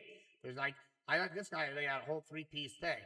I'm making like 2 claims. Like, there's going to be a claim, and then like, well, if and then given neither of those, then this. Like, I'm trying to like cover something. It's called like how I set something up. You don't like the way I set something up. Just like, wait, like, all right, like there's a whole thing. By piece. Otherwise, they will ignore the whole thing and say, well, you never substantiated X, Y, or Z. They hit the one thing right that second. Like, that, bro, we don't need to go 1-to-1. We can we have well thought out enough. We can show more. Like, it's not always 1-to-1. Sometimes it's like a web of things. Right, that's the problem with this thing. In turn, operate under no such restrictions. They will simply make shit up. They will fabricate. They will lie. They will lie. They will basically fabricate whole ass things that never happened. Alish exposed this when Aiden basically just made shit up about a call or some logs that existed that did not actually exist. He just made it up. Or someone told him that they existed and they made it up, right? It's this rumor mill of insinuation and things like, again, and they'll never be punished for any of that. They will never lose a single viewer, lose any support for any of that, where we have to be exactly correct. So if you're asking me to go faster, I understand you're wanting this to get to the juicy stuff. I get it, but we have to be thorough. And that's why we're doing this way. So, dear viewers, give us some grace, okay? Let us go. Let us do this. Okay, what am I clicking on next? Okay, so the one called Connor giving Doobie a softball platform.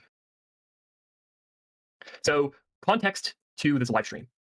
The Connor takes this as a ultimatum that and a threat. And I believe you are come on this live stream as well. This was on I remember that second.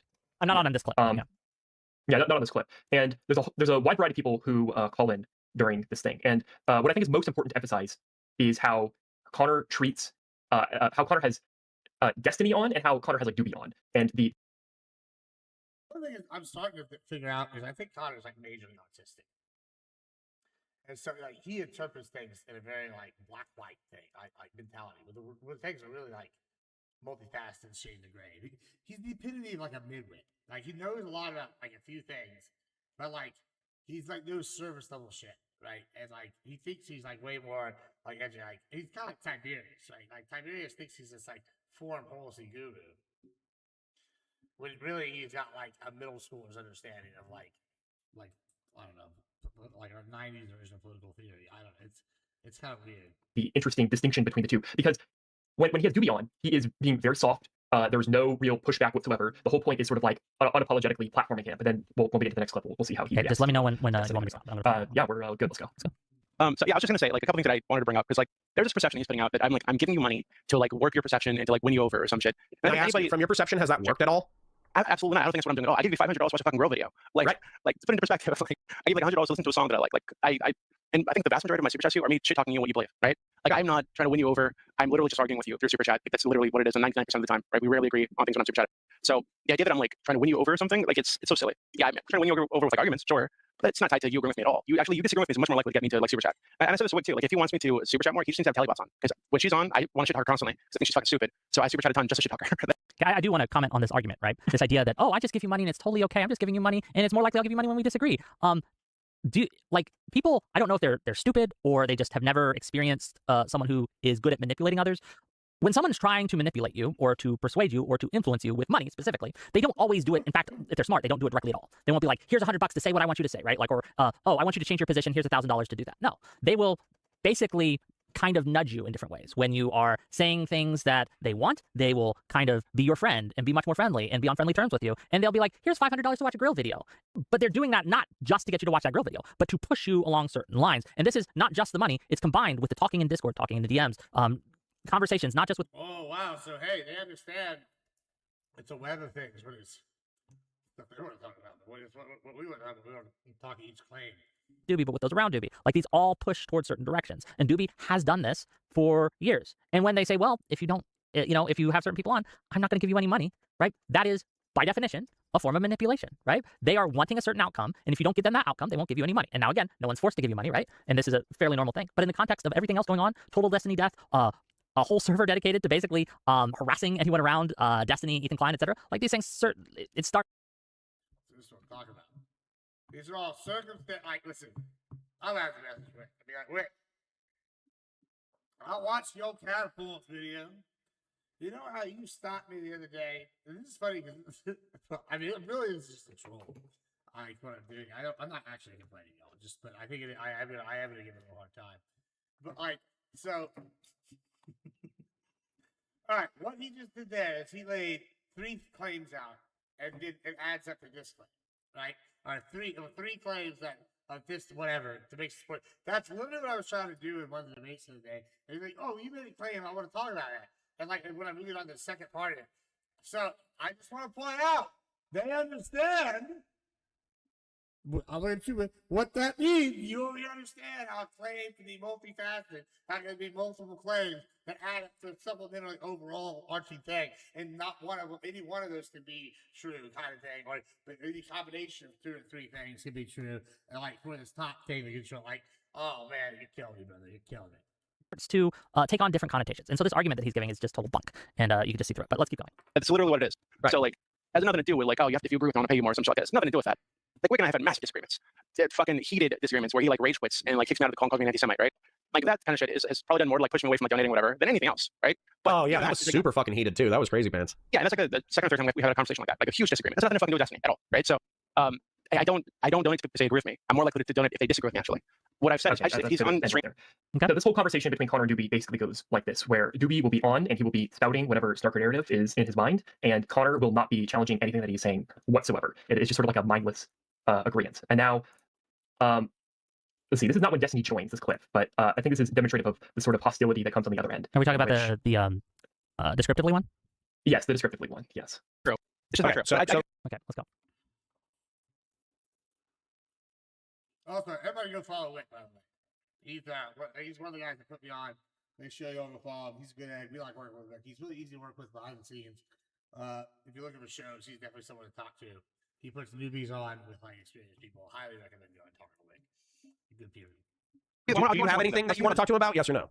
Well, I mean, we can run this. We can run this one thing, Connor. Do you find his arguments for why it's acceptable to dox my kid and his mom who live in a separate state from me? Do you find those arguments compelling?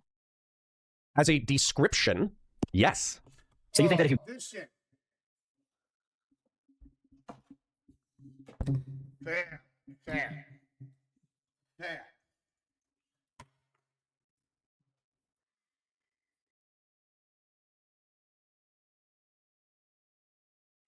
Guys, I want you to know,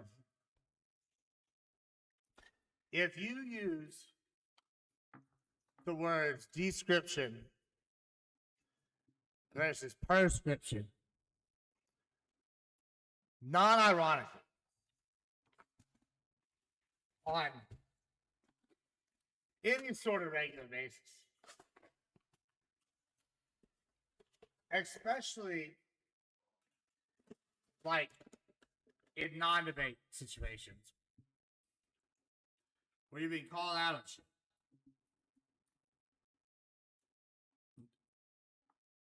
You are descriptively the worst fucking kind of person on earth. And I can't say my prescription for you because it ain't no. The point is that, like, dear Lord, it's the most pretentious bullshit I've ever heard. Descriptively, prescriptively though. That's the. And then what they do is no. Descriptively said this, and then someone will say, "Well, yeah, it should apply." No, because then and then they'll get into this whole argument that prescription versus description, why it's different, and then it's. Bro, listen, yeah, well, you're getting out of some on technicality, but hey, how about this? How about you go fuck yourself? Like, this is the main. Like, you can sit here and say whatever. Like the fact that these people go full honest when they think that they can be excused from bad behavior because they want to hide behind certain words. Like, this is where they don't get where like people like really destroy them. Is when you hit them with like, bro, no one gives a shit about the specifics of the word choice if the substance of what I'm saying it resonates and is actually held by like fact, right? Like, I don't need to sit there and be like, well, the litany of discordia that these many chaotic different factions have engaged in this small area at such a high frequency. Like, you could have just been like, listen, they don't seem very organized. And it seems like there's a high volume of action in a very small area for this amount. So like that would have been a way you can say something like you're just purposefully using like scientific words to like sound more intelligent and exclude people from conversation. Like, that's a bad sales model, first of all, and two, you sound like a pretentious dickweed. That's what you sound like. Bro, you sound like an uppy son of a bitch. That's what it's terrible. Nobody want to be the uppy son of a bitch. Like, even if you are an uppy son of a bitch, you don't want to be one. Like, it's crazy, bro. It's crazy. Doxing a person, then it is the equivalent to doxing other person's every single unrelated family member, because the one person who got doxed might have a family member that lives with them. Yeah, sure. Let me go ahead and ask you a question. Okay, Can I kick you? I just wanted to hear that. That's okay. DB, can I kick you so Destiny and I can just hash this? No. I don't. I'm not gonna have a conversation. I don't give a fuck, honestly. The second question is. I give a fuck. The second question. I give a fuck because I think. Hold on. If we are, I know the thumbnail was a meme. Because I think. Hold on. If we are, I know the thumbnail was a meme. It's still echoing. Because I think. Hold on. If we are, I know the thumbnail was a meme. It's still echoing. Because Let's see. How about now? If we are, Hold on a second. Watch this. Hold on. Pause. Okay. All right. Let's try this. Okay. All right. Let's try this. What is that?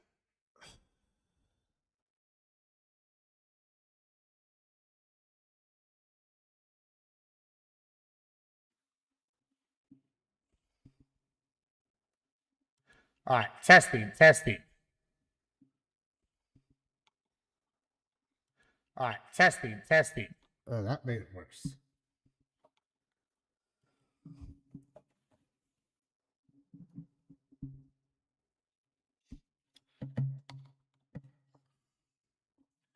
Oh, maybe it's this. Let's try this here. Oh, maybe it's this. No? Let's try this here. Testing. Let's try this here. Testing. No, why is it doing this? Why is it doing?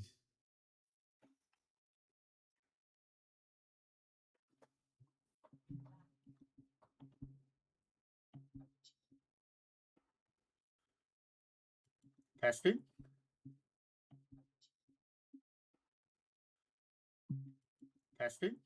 How about now? Testing. How about now? I think it's better, right? I think we're good. I think I fixed it. Yeah? I think we're good. I think I fixed it.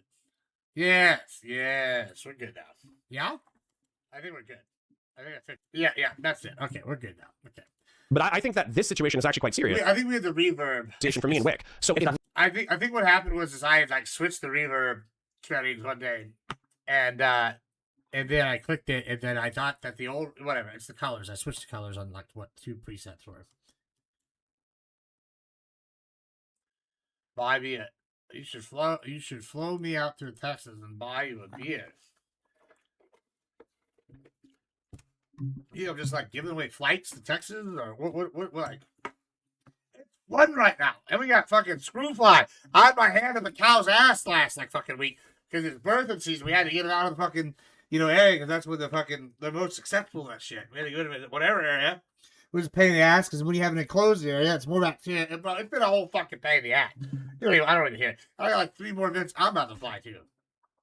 So you can see that there's a massive difference in how these two people are being treated differently by Connor. Also, I think it's completely. I do not agree at all with the descriptive versus prescriptive. That was a crazy comment. That Connor gives out. Yeah, it's pretty fucking wild. It's another demonstration of Connor falling for these like starker talking points. As soon as you're saying that it's like targeting a single individual is the same as targeting not only the individual but their specific family members that are separate from that individual as well, right?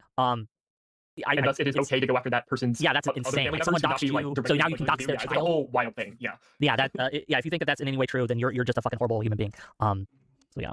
Okay. But no, I understand, and I think it's a good demonstration of we saw the clip. Like this is the set. Like doxing's bad, but I just like the issue. I don't think anybody should have any expectation of privacy. Like I think people have hid behind this like idea in these communities that she could be anonymous, right? For years, and like they got so used to being able to be behind a VTuber and be able to say whatever they want and say all these terrible things, and it's like, well, I might get some blowback. Well, okay, cool. Well, then stand on business. Then I like, but I'm not. I also am not saying that you should go and dox. I think doxing is bad. Like you shouldn't go do this. I just don't think you should have any expectation of it. And like these people are like, I don't think it should be a crime. Shouldn't like, oh, you put them in danger. Okay, well, why are you in danger? They're not just like kill this person like that. I mean. If they like, you know what I'm saying? Like, it's not like what I'm like, but it seems like some of these doxers, these people in these communities are saying this about the bigger streamers who have like public lives. Like, it's very like, I don't know. Like, what are we hiding from? Like, all my names are are mine, you know? And then like tomorrow, if they're like, oh, we're gonna get you for your alts or something, like they're all like, I'm not like none of them are hiding. You'd be like, oh, okay, that's obviously Gibbs. Like, I you know what I'm saying? Like. Like and they're like for fun. I don't know. It's dumb. Where do you talk with Doobie? Very friendly, very nice, very cordial. Like I'll give you one. I have on Instagram one of my I think the only alt I have currently active right now on Instagram is the debate championship series. And then like on my fucking bio in Instagram it says on my normal bio it says like host the debate championship series. You know, and I think I posted on that on that account once. But it's there for like future growth, right? You know, like I went and got the account, put up a few things, so it's like I can expand on it later as things grow. You know, as I get staff and I already have things built, you know, kind of thing. Okay, just explain it. And where the clip with Doobie, with Destiny, I should say, very hostile, very confrontational, very heated, right? And very very threatening, I guess, in a way, from all sides in that. So it just escalated quickly. But yeah, fair enough. Okay. What's next? There is a Reddit post also for the 22nd. The other thing that I don't understand is obsession. Like people are gonna be, I know people are gonna say Gibbs obsession. I just hate this guy. So it's like I'm like very petty, and I feel like I'm gonna start doing a segment. We're gonna start doing. I'm trying to make these things more professional. So what I think I'm gonna take from this, I'm gonna start doing segments. Maybe I'll organize it more. I'm gonna have to figure out how to do this, but I want to start getting a show maybe like twice a month, and counterpoint. I hate that bitch. Fuck that dude. But I'm gonna like have like a segments. I think maybe I'm gonna do like the 50 cent of the month, or like a 50 cent award or something like. And I want to kind of model it after Gutfield and the Daily Show used to be, and we'll have like different segments. One will be like a prediction segment where we go back and look at people's predictions. One will be like comedy, like shit. Like, you know, you can have different ones that could rotate. Like we could be like petty guy of the month, petty guy of the week, or some shit. It could be like a 50 cent. Like I could be doing some like kind of petty shit like this, right? Or it could have like somebody else into something petty. It could be a real life news story. It could be someone in the community, and And then, like, they have, like, some Games Workshop might end his channel. Oh, no. What is this? Tell me the tea on this. They might end his channel. I saw that they were doing something with this, like, all the communities. What was it? Arch was right? I saw was the thing they were talking about earlier. Is that what they're talking about? I bet that's what they're talking about. Hold on. Let's take a look.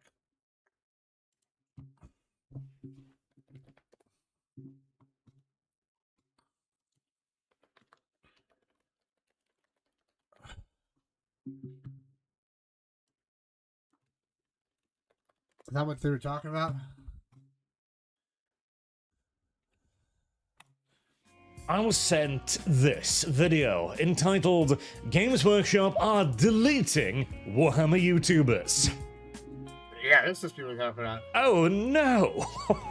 Please, sweet friend, tell me it is not true. This cannot be happening. What an outrageous thing. How did it come to this? If only there had been some sign, some warning, some indication of what was to come. Perhaps even one single solitary glorious moment where this could all have been prevented. Say, I don't know, maybe the company GW could send out a blatantly spurious lawsuit claiming to own the word Warhammer as used in a context completely devoid from the actual Games Workshop tabletop of Warhammer, and in that very same spurious lawsuit threaten the YouTuber who received it, a kind, noble, gentle, and handsome man, that if he does not submit without a fight and remove that part of his name from YouTube, then they will be forced to go after any and all mentions of the word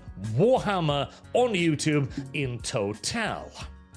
If only in that moment a community had formed to say, no, GW, we won't let you get away with this ridiculous nonsense. Perhaps that could have been enough of a backlash to teach GW that they are not untouchable before they became the multi-billion-dollar juggernaut that they are today. Alas, such a purely hypothetical scenario could never possibly come to pass. Anyways, I do want to talk about this a little bit because it gives me an opportunity to hammer home the point that a fandom receives the community it creates and tolerates. In this case, we are speaking specifically about the creator community. And the creator community on YouTube has been full of nothing but rats and snakes practically since its inception. People who are out for themselves only and nobody else. But anyways, let's have a look. This is Discourse Minis, by the way, which I do hold separate from the previous accusation. She Well, hey, I wonder who he's talking about. Rats and snakes. Counterpoints. may be a crazy leftist, but other than that, I don't know anything particularly negative about the person. This month, Games Workshop declared war on YouTubers, gamers, and the entire Warhammer community. I feel like GW's declared war on them a few times at this point. Okay, right. 8 seconds. So, to continue the previous point, Games Workshop has been assaulting the community for a very, very long time, largely because there has been no sort of even remotely organized resistance. All of the community are so scattered and so divided, largely over political issues, to the point where there can be no effective resistance, and half of them are in Games Workshop's pockets with signed NDAs that states that they may not disparage the company publicly, meaning that GW can, in essence, do whatever the heck GW wants. And guess what? That is precisely what they are doing. Also, content creators, hobby YouTubers, lore channels, 3D printers, video games, and more are all being deleted on their orders. Unlike even this channel, my own channel is under major threat. I'm in danger! This is a disastrous step by the Warhammer company because it has a huge negative impact on the entire community, and it especially affects anyone involved or interested in 3D printing or who feature Warhammer or third-party miniatures in their content, or even just people who want to play the game or are interested in Warhammer miniatures.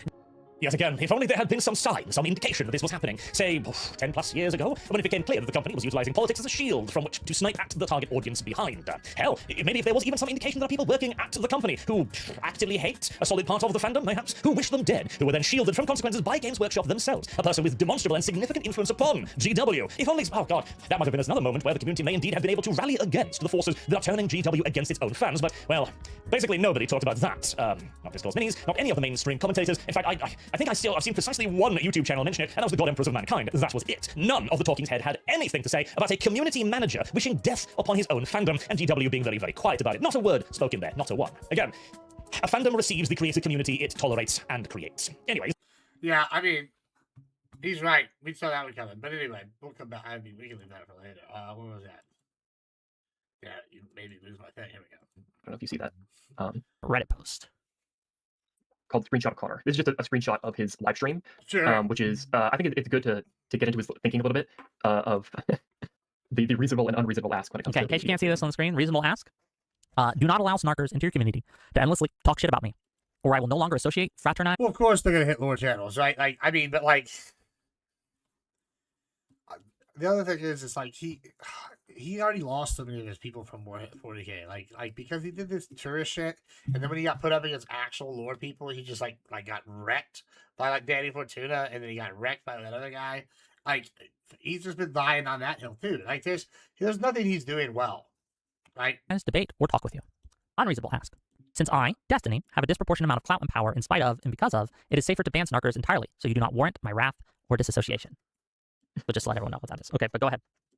Yeah, I think it's just the demonstration of Connor continuing to be brain broken and unable to understand why Destiny was making the ask of wanting to remove Doobie, or why he would just want to disassociate with communities that would continue to allow Doobie. I mean, he had the option to if he had keep him labeled, in, but he if he had labeled these the good faith interpretation and the bad faith interpretation, he would probably be correct. Like the good faith interpretation of what Destiny asks, or his ask, if you will, is if you have this kind of behavior, the bad faith implication that people have been pushing is that I, Destiny, and the big streamer have a disproportionate amount of clout and power, and you will do what I say, because if you don't, you will be punished, right? That's a very bad faith framing of that, right? So again, if you change the labels, it might actually be correct, but. Alrighty, and then there is the announcement that he makes in his Discord server by the end of the day. Let me look at this. Might be best just to keep the share screen on constantly. Yeah, well, the reason I switch is because I don't want to accidentally show something, right? Okay. Does that make sense? I want to make sure that I'm not accidentally sharing something I shouldn't. Yeah, no, that's fine. Yeah. So this is an announcement. This is on the 22nd of May, 2026, the year of our Lord. It says, everyone, we are not snarkers, nor do we tolerate it. But we also don't bend the knee to people slandering us without. Oh, that's because that's a tech thing. Corey, it's not usually like that, but whenever you stream your own, like he's doing right now, and I do it sometimes, it'll flip it, and he's not using like stream cap. There's a way to fix that, but you have to do like Snapcam and then upload it into your or Streamo. There's different ways to fix it, but it's like kind of a pain in the ass. So most people don't do that. So on his stream, generally it's not like that. But I think right now since he's sharing shit, that's why he's doing that. So like, yeah, I wouldn't think anything about that. It's a tech thing. It's not actually like whatever thing. Like you'll see it later. It's not like that. Like evidence. Fuck snarkers. Fuck DGG. Long live the conch.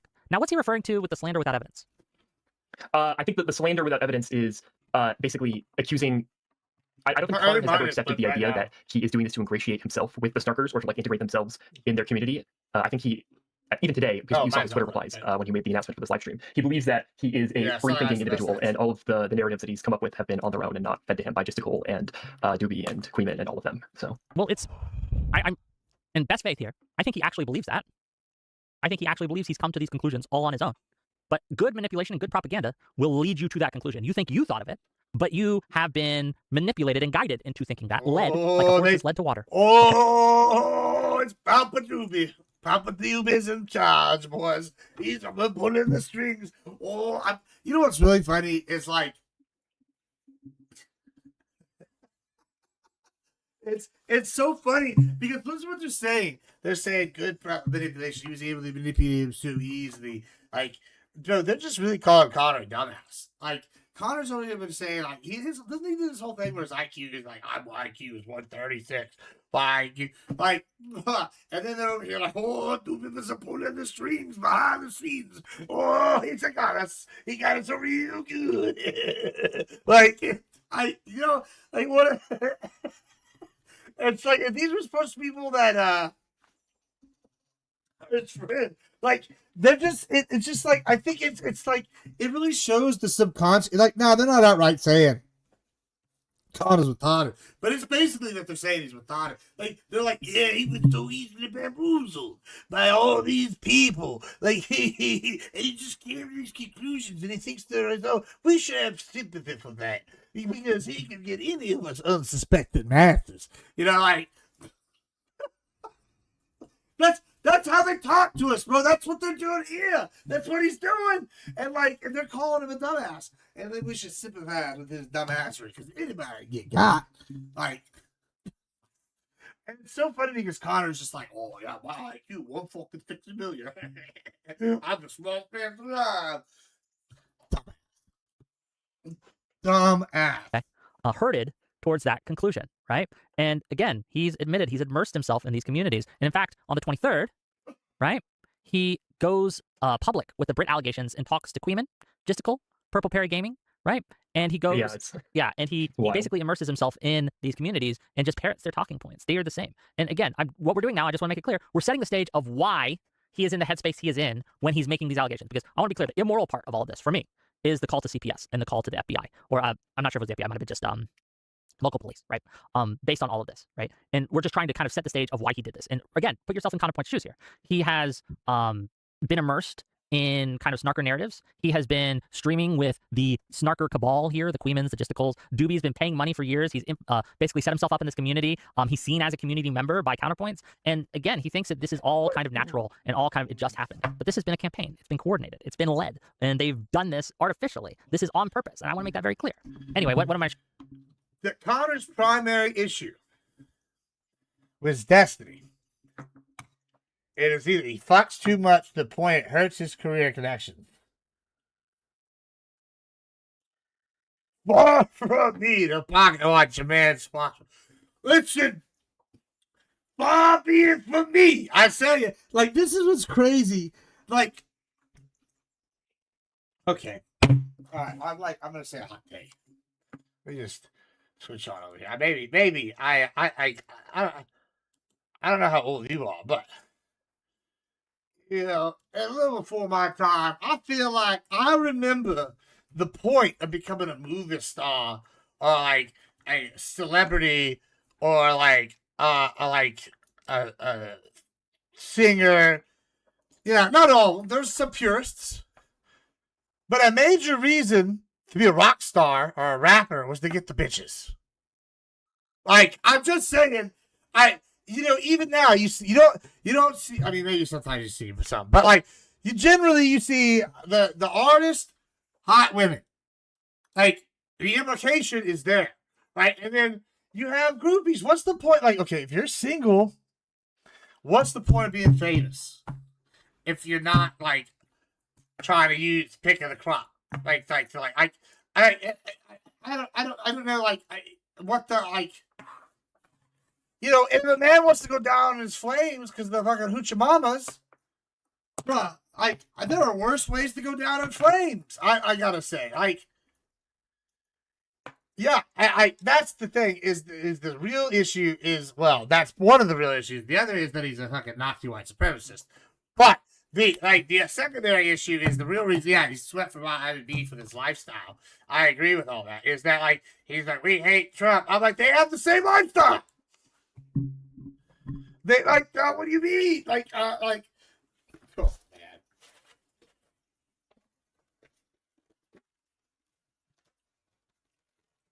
And then the other thing is he said the most horrible things to anybody he thought that was divorced. Anybody that, yeah, whatever. You go, I'm a white guy. And then he gets divorced. And we find out that he's trying to rinse people from online. Like, bruh. Like, far be it from me to talk about someone's fuck-ups on dating. But I'll tell you something. Bruh, that is wild. Like, to be over here like, these people are degenerate pieces of shit. These people terrible, terrible. Oh, by the way, I'm also getting divorced now. What? And then, okay. All right, I'm going to break for a second, but like, okay, Randy is like, gave out that his little thing on him. He's making fun of Connor for being on the app for 2 weeks. But one of the things Reggie hit that was 100% correct was this man talking about giving out advice. He ain't figured out these people are bots, like half of them. He ain't figured out like the ones that aren't bots. You have the fucking overseas foreign ones that are trying to get you, right? And then like for the scams and for the dream cards, like this is a thing. Like that's the thing. Then you have the ones that are just trying to get a hookup. Sure, cool. Like, and everybody is just on Tinder. That is true. But like, he's like, it's just like he doesn't understand like all this shit. He's over here giving advice, whatever. He's like, oh, and then Bumble. Like, I don't like, bro, like all these things. I'm just sitting here listening to what he's saying. Now, I have a Tinder, right? Because like I said, everybody on Tinder. But I don't fucking, I think I've gone on like 3 dates using that shit ever. Right? I maybe found a couple hookups on that shit. Like maybe I planned on going to a city or some shit, and like they had the trip, you know, like that was like maybe something. But like I like generally when you're gonna go do something, like I just like it's so much. You just go to the bar, like, and sit there and do some drinking, and like by the end of the night, like if you're like a relatively normal person, people will come in. Everybody's hunting at the bar. They're like, oh yeah, we're here to find potential mate. Like you know, you don't gotta find one that night. Just be a normal dude, and eventually someone will take interest probably by the end of the weekend. If you do like 3 days in a row, and bam, you're set. And like, and like just be normal. Go to a place for a while. Become like get a community anywhere. You can be anything. Like and like you'll have like the bar is an easy one, but like if you're not that social, I feel like that's the easy one because you can like, start drinking and be a little more social. But like you can go anywhere, you can go any kind of community and really do this kind of shit. And he's over here giving this relation and I think that Wesley said one other thing is man needs to go figure out himself. I went fucking crazy after my divorce for a solid year. Like I can sympathize. Like I don't need to be giving out no dating advice, bro. It's just like and then the guy runs. It's like I'm gonna run a channel for men. I'm gonna run a channel to help men. Bro, you can't help yourself. Bro, what are you like? No way. No way. Like, I just like the other day, like, how are you gonna tell man? Yeah, you can't be smashing these hoes. Like, how these guys are degenerate. And then I'm like, oh, I was on Tinder. Oh, I met a chick and I'm talking to a chick that I was dating when I was like 15. Like, maybe don't go try your first girlfriend ever who like married your fucking high school bully. Like, bro. Join next. I'll show. And then give like dating like he's running a channel like for men's health. Like that was something he was saying he was doing. This is not a man who should be given any kind of like I don't give like maybe like how to have a good relationship advice. I'll tell you how you can find maybe somebody. I'll tell you how you can like maybe get some of the stuff I've done. I'm not saying it's probably prescription for life advice, right? This guy was literally saying he got it figured out. I might give you some economic advice, I think, or foreign policy advice, but like I'll say these are my prescriptions. But this guy's over here like prescription. Yes, see what I did there? That's called a callback, right? You thought I'd forgot, but I did. I kind of knew we were gonna get that joke in later. See, the May 23rd live stream is what we're gonna be looking at next, which is if you want to pull up like the live stream, they're not with any timestamps or anything like that, and like roll through. Okay. Yeah, let me get you up with some fitness advice, bro. Let me tell you how you do it. I just want to show something. I remember being on this one. Oh, it is I just ordered a bunch of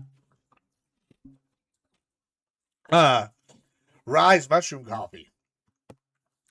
I feel like that's gonna be a good one to get. I've been trying to get healthier slowly but surely, and I think the Rise mushroom coffee might be another good one. I feel like that's a good ad. I think you. Oh, did I click the wrong one? I think you clicked the specific timestamp and not the one that I was looking at. Don't worry, we can go back to this later. I just wanted to show, just like hover your mouse over the thing and show like the previous parts of the live stream. I don't know if you can show that. Like you can see that Connor is talking to Snarkers. Here's Queeman. So yeah, the day after he says fuck Snarkers, we're going to be like independent. He brings Queeman on his live stream, and he's on for an hour and. Yeah, mine. Yeah, but I don't know. I'm gonna try it out. I'll let you know what I think. But I've been reading online. It's pretty good. The fucking mushroom coffee hit me up for fitness advice. Yeah, I don't know. I mean, maybe a little while back. Maybe when I was in college, you could hit me up for fitness advice. And 40 minutes. Okay, I'm just going by the timestamp. Hey, pocket watching fitness. Then who's this guy? I don't know who this person is. I didn't have. But I have been trying to get more healthy, and I mean, I'm down like 100 pounds. That's good, right? Maybe a little bit of plateau, but I finally broke it recently. I'm like, yes. Immediately knows you're different. Content that I've had a review for. I mean, better well, this guy's only on for 20 minutes, so whoever he is, not that important. All right, and then this is Purple Perry Gaming, who is a massive Snarker. To be clear, Purple Perry Gaming's a guy that said that. The thing is, like losing that weight like slowly. I've been trying to do like about a pound and a half, pound and pound and a half like a month. I mean, every 2 weeks. Not every 2 weeks, every week, once a week. It's because you lose too much, then you're gonna get that like flabby, like I don't want to have that nasty bullshit skin. You gotta like whatever. It's just like the slow grind, like doing it the right way. I want to be able to like maybe make one more like I want to go compete. I want to go do Nagas and try to do Worlds again. Maybe and then I also want to go test out and get my black in BJJ. I want to try like go back in there and like maybe just like roll and start doing grappling for fun. I don't think I want to do the stand up anymore. But I want to like just maybe I don't think I want to be able to compete in the island. I just want to kind of like go do it once. Like one of the opens. Like for like a major tournament. They should mock Hutch. Do it here in a region where they don't have very good wrestling. Hutch's sister's death more. Yeah, that's a guy, and he made a video about wanting to turn Hutch's sister into a table. So if you want to know the quality of people that he's dealing with, well, I figured out with that here, and who he's having on, to kind of in his little cope session here. That's the kind of person we're talking about. Who's this? I think this is this Nos Live? I think that's Nos Live. I don't know who that is. Tell me who that is. It's another snarker person, 15 viewer Andy, who defends. He's on for 20 minutes ish. And who's this? What's up, Isaac? I don't know who this specific person is. I think Gisticle joins after this. Yeah. So yeah, he's on for like 10 minutes, and then Gisticle comes. And Gisticle is on for looks like at least an hour. Yes, about, I would say, a little over an hour. Hour and 15, hour 20, something. A lot of drama, Isaac. A lot of drama lately. How you doing? Like that. So yes. Okay, you want me to go back to the timestamp or whatever? Yeah, there's a timestamp. So in this call, eventually Destiny joined. I think they joined. There's been so much drama. There's this drama. There's I've been getting botted on fucking Twitter by all the snarkers because they're mad. Like that shit's so annoying. It's like they just like a 15 of the same comment over and over and over and over. And then there's the like Speakeasy versus Grid and Glenn fucking drama. There's a Venable, and then there's our old boy Modi Slimey drama. It's just like all the drama. It's never ending, Garfield. It's never ending. The Darius' server, the multi-pod, and they have this whole discussion. It's anybody fucking challenges you on anything there as well.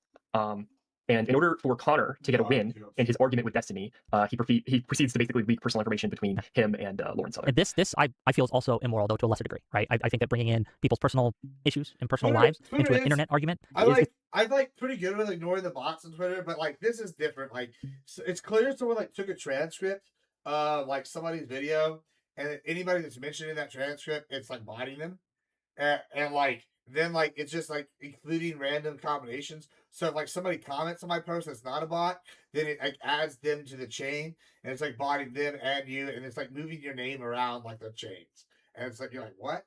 And like I don't know, because it's like you can tell it's like not a super intelligent AI that's doing it. And it's only like the same like 20 bots.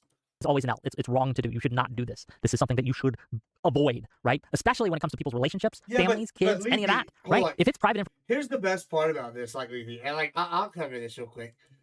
As we still go Garfield. All right. It's real simple. Like the worst case scenario, and Wally was in here earlier. I was just talking about this. Is that Wally and Jake left to go do our event, which would screw over Bones and LSP, which would be a really bad look. And it wouldn't be a huge bad look because I actually already have backup debaters for almost every debate, like already set up, right?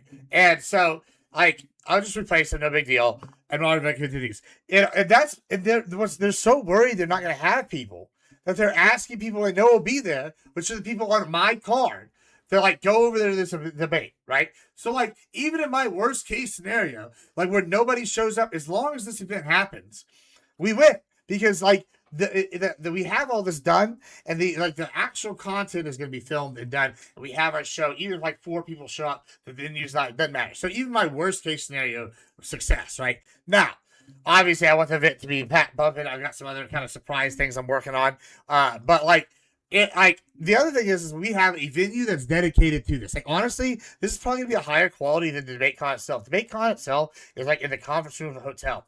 We are like in a facility with separate media like rooms, like before that people have set up to use as like studios before. We have like a stage area. We have like an audience area. We have like the professional feed, the professional internet for this kind of thing. It's like a facility. Like we've already got the flyers out. We have like the card listed. Like this is a professional event you're coming to see. There's like they're gonna have people show up and it's like go in there and sit down and debate. And they're gonna have to organize it. They're gonna have to get a certain number of people ready to go. And like before they start, like when are they gonna start? How are they gonna start? Like who's going in? Like and then they were just talking about having this in the back of like a restaurant. And like then they were gonna like they didn't even know the liquor laws about this shit. They were like gonna do some highly illegal shit. And like everybody's like, no, don't do that. You really need to go check this out. And so like I'm sitting here now, they're like talking about it, and like just now Speakeasy said he was taking the night off, I think is what he posted on YouTube to like organize for Texas. And I'm like, bro, I don't think this guy is gonna are they even gonna have an event? Where is the location? Our location's posted. In fact, guys, if you want to go to GridCon, here you go, GridCon. We have the event right here. Boom. That's right there if you're in Twitch. What's going. Got new job at the Power FC side chain. Just check it out. Like I don't know. Like I don't even think they're gonna have an event. I don't even think they're gonna have an event. But yeah, I got new drama with Destiny. You're missing the all sorts of other drama. We got the counterpoint drama. There's other drama here that's been happening. The Modi drama. Everybody. There's always drama with Destiny. I'm just pretty excited. I think this event's gonna go really well. Like gotta say, I'm real excited. Now, I think Dusty said he gonna be there. You know, who don't want to see old Papa Gibbs and Dusty on the Wild Times, the Wild Women, and the ripping and the tearing, and the ripping and the tearing. You know what I'm saying? Like that's what you want to see, boys. It's gonna be wild times, wild times. I knew we could summon ripping and tearing. I knew we could summon. It's gonna be good stuff. I like I don't know. I'm pretty excited. Also gonna be good. I'm pretty sure Crystal and Jackie are going to be great little hosts, interview people. I'm going to be a great MC. You already know it's going to be amazing. Or you could go, I don't know, out to the fucking conference room in Chili's. I mean, you tell me which one you want to do. But, yeah, I just am saying. Which do you want to do? All right, back to fucking... information. Do not make it public, especially for an argument. But let's go through and let's see what he has to say. Even if they love you, you run away because you're afraid of growing up. You are not 13 anymore. You are 40. Grow up. It's all there. Every piece is in place. The Infinity Stones have merged. Yeah, sure. I'll give you one more. You know Lauren wanted to get back with you? Really? Yes. This is what I just talked about. Right here. Guys, I can give you one piece of advice. Try to always have as many facts in your hand before you go out. You never know what someone else is holding in the back nine. If you haven't heard this, Cook, and this is maybe, oh, Dusty, if you haven't heard this, here's one for your drama circle. This is the worst cooking I've ever seen anybody get. Right here. She loves you. She wants the best for you. She thinks that underneath all the sludge and bullshit of your fucked up little life, there's something redeeming about you. And I agree with her. But you are such a fucking asshole that it is impossible to be your friend. It's impossible to be your partner. It is impossible to tell you that you're wrong. It's impossible for you to take a fucking L. So take a fucking L and take a goddamn lap. Connor, if you want to... But are y'all sitting there? Like, I hope y'all are ready. And, like, someone should be playing that, like, soundboard clip. I need to get my soundboard set up. But this is the time that that's what you do. She fucked up. Like, that's what it should be right here. Fucking L. Me and Lauren have been dating for like 3 months, and we both agreed not to tell you because you asked her out while we were in the middle of dating. You have no fucking idea what you're talking about with literally anything you're saying. Yes, I do. Yes, We keep going. Yeah, I think that's good enough. Yeah, it's Connor. I think this is probably one of the fuck you. It's just great. worst things. One of the things that he is I'm most critical of him doing. Hey, there's Wally in chat right there. Wally, real quick, you're not this year, right? You're gonna be a fucking opener again this year for the second year in a row for the GridCon. He's coming. He's hot. He's piping. He's bringing in the energy. Woo! I have no doubt. That he'll be there. I just am not worried. I'm excited. The event's gonna be fucking popping. This event's gonna be significantly more professional than last year's, and last year's was good. You have like your first year, then you like there's, I think that like people have the wrong idea for what debate events can be, like, and like I think it's time to evolve them. I think they need to be more of a show. Like there needs to be more excitement around it. There needs to be things going. Like I think there's evolving to be done. I'm not saying everything we're doing is perfect. We're going to try some new things, and we're going to get this off the ground. I'm really excited. Try to bring up personal information in order to get a dunk on Destiny, but it's completely unrelated, by the way, to the conversation.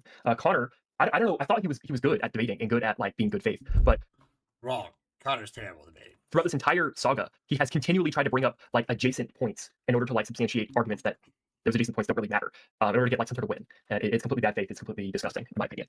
The idea that you would bring people's personal lives into it, right, as if it mattered. Look, I'm going to be real.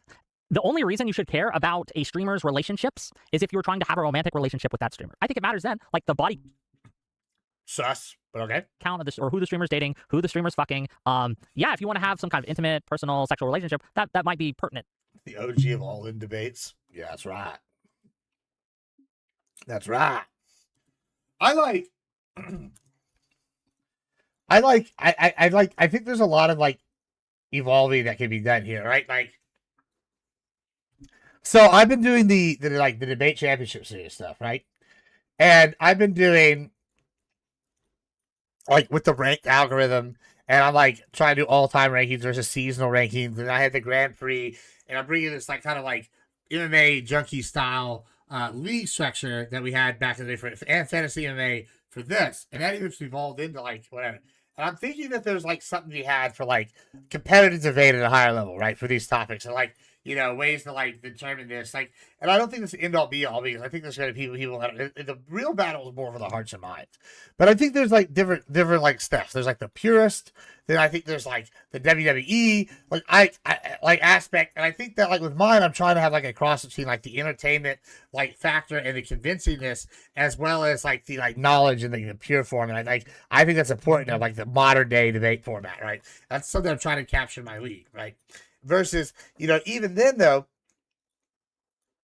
like this is just like a microcosm of the overall thing, which is this like hearts and minds like thing. And like there's this thing on the left, like where they're like especially in the online culture, where you have to prove everything divine, like beyond a definitive doubt. Like you have to get a specific like point thing. And like that's fine. And like I think that's good. And you want to do scientific rates. But like when we're talking about like morality and we're talking about like their like, okay, what policy and who they're voting for. Like, I don't really care about what they're doing behind the scenes. Like, if you, as long as they're not doing nothing illegal, and like, it's none of my business. You know what I'm saying? Like, I don't know. It's crazy to know, and you should probably care, right? That should probably matter to you how they do that. If you're having a professional relationship with someone, that does not matter at all, right? You know what it is? It's none of anybody's business. It's nobody's business who Destiny dates, who Destiny doesn't date, whether he's good in a relationship, whether he's bad in a relationship, whether he's someone that people like to be around or not. It doesn't. None of that should matter to you, unless again you're trying to date them. He's gonna have a whooping, is what Wicked Wallace is saying. Bones better be ready, because if he ain't, it's gonna be a real bad. Ooh, yeah. But if you're not, then who the fuck cares? And to bring this up is very, very weird, and it's very, very the willingness, and this comes out later, and we're going to get to it because it gets worse. The willingness to bring up personal private information in order to get a dunk is immoral on its face. This was a mild form of it, but it gets worse, and we're going to get to that. What's next?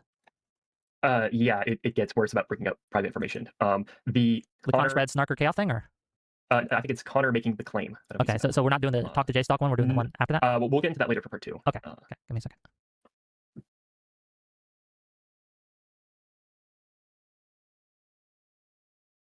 Okay, let's listen. Oh, ooh, see, fail already. It was a Reddit thing, so it was muted. Let's go back. Reddit. Thank you. Into this chick. Why do you think he's like this? Because he was molested as a kid. And I'm not saying that in a funny way. I actually don't know if he was molested. But I wouldn't be surprised. That's the other thing, is both of these guys just start throwing wilder statements out. I wouldn't be surprised. And also his grandma had dementia, and his grandma euthanized a bunch of dogs when he was a teenager. What is this? What the fuck, Connor? You can't just say like shit like this? Yeah, I can. Damn, are there any snarker talking points he doesn't use? See ya, retard. Kiwi child molestation talking point? I mean, you explain the promise. I don't know, like, it's rough. That's rough. We might have to skip some of the Connor stuff, just like when he's talking, because he says TOS stuff, and I'm worried they're going to say something TOS. So we're just, I know Wick won't.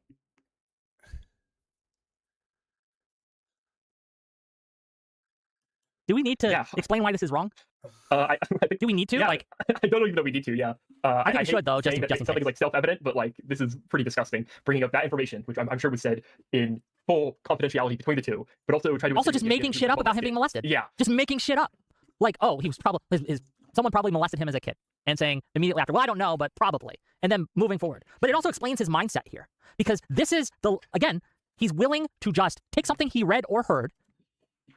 Yeah, but like, that's a good damn. That's a banger one. That's a banger, Wicked Wally. Banger. And you know what? He's double because I'm sure that's an Eminem reference. You know what I'm saying?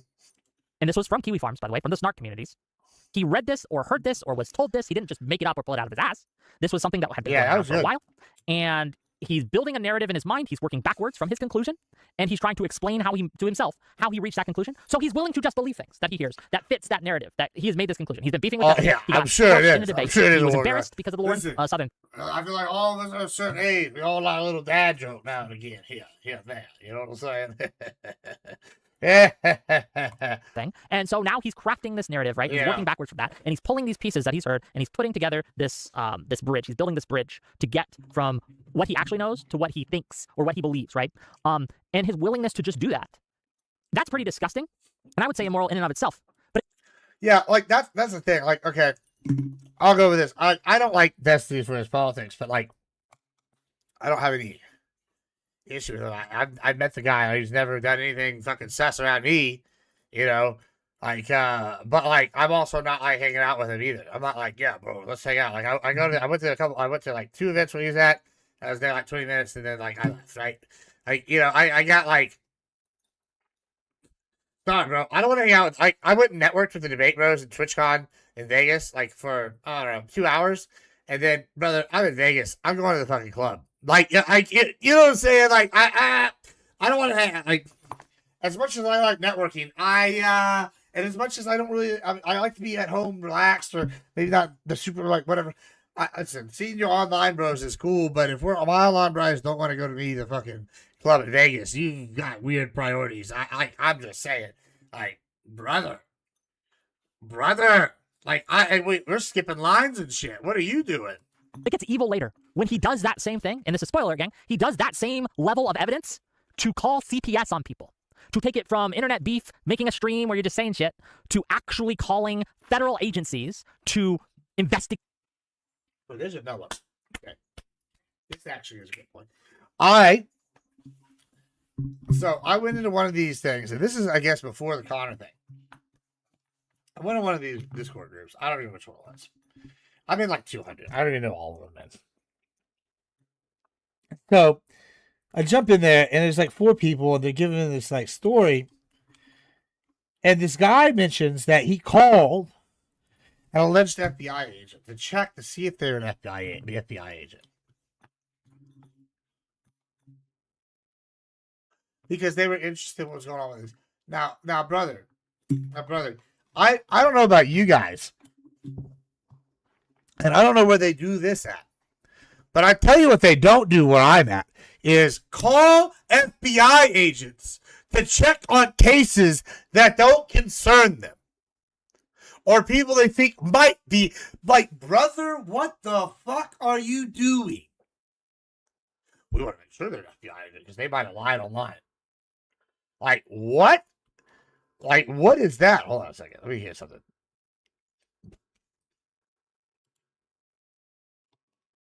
Okay, we're good. Like, brother, that's crazy.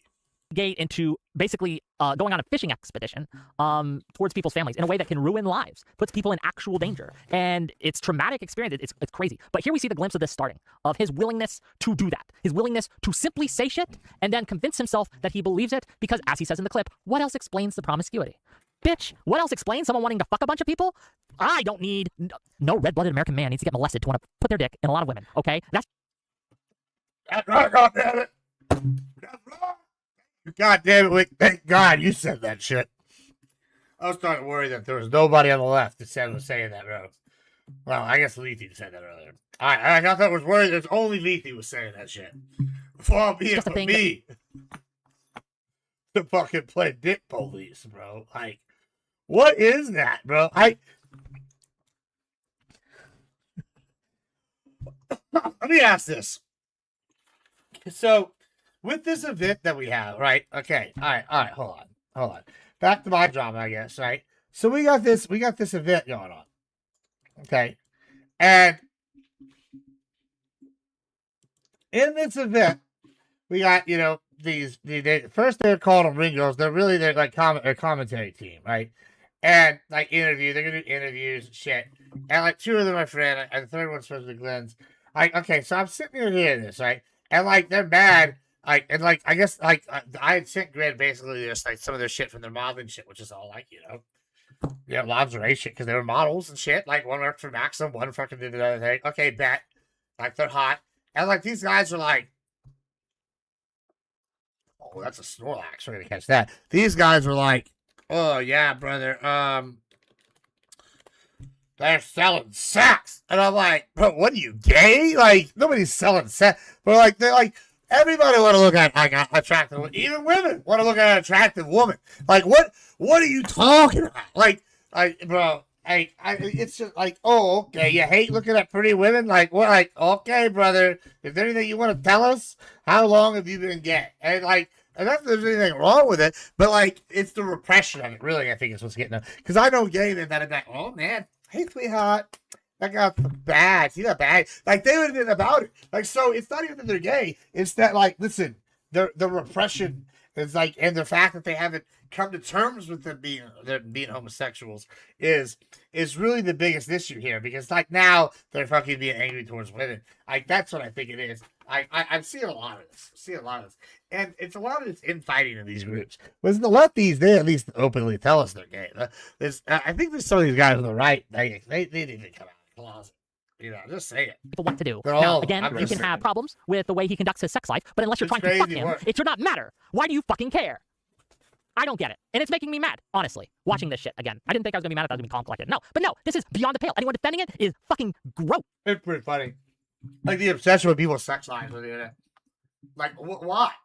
Why do these people like care so much? Why? It's so funny to me. They are enabling behavior that is evil. It is Oh, evil. we'll come back to this. I don't know, I'm ranting. I'm sorry.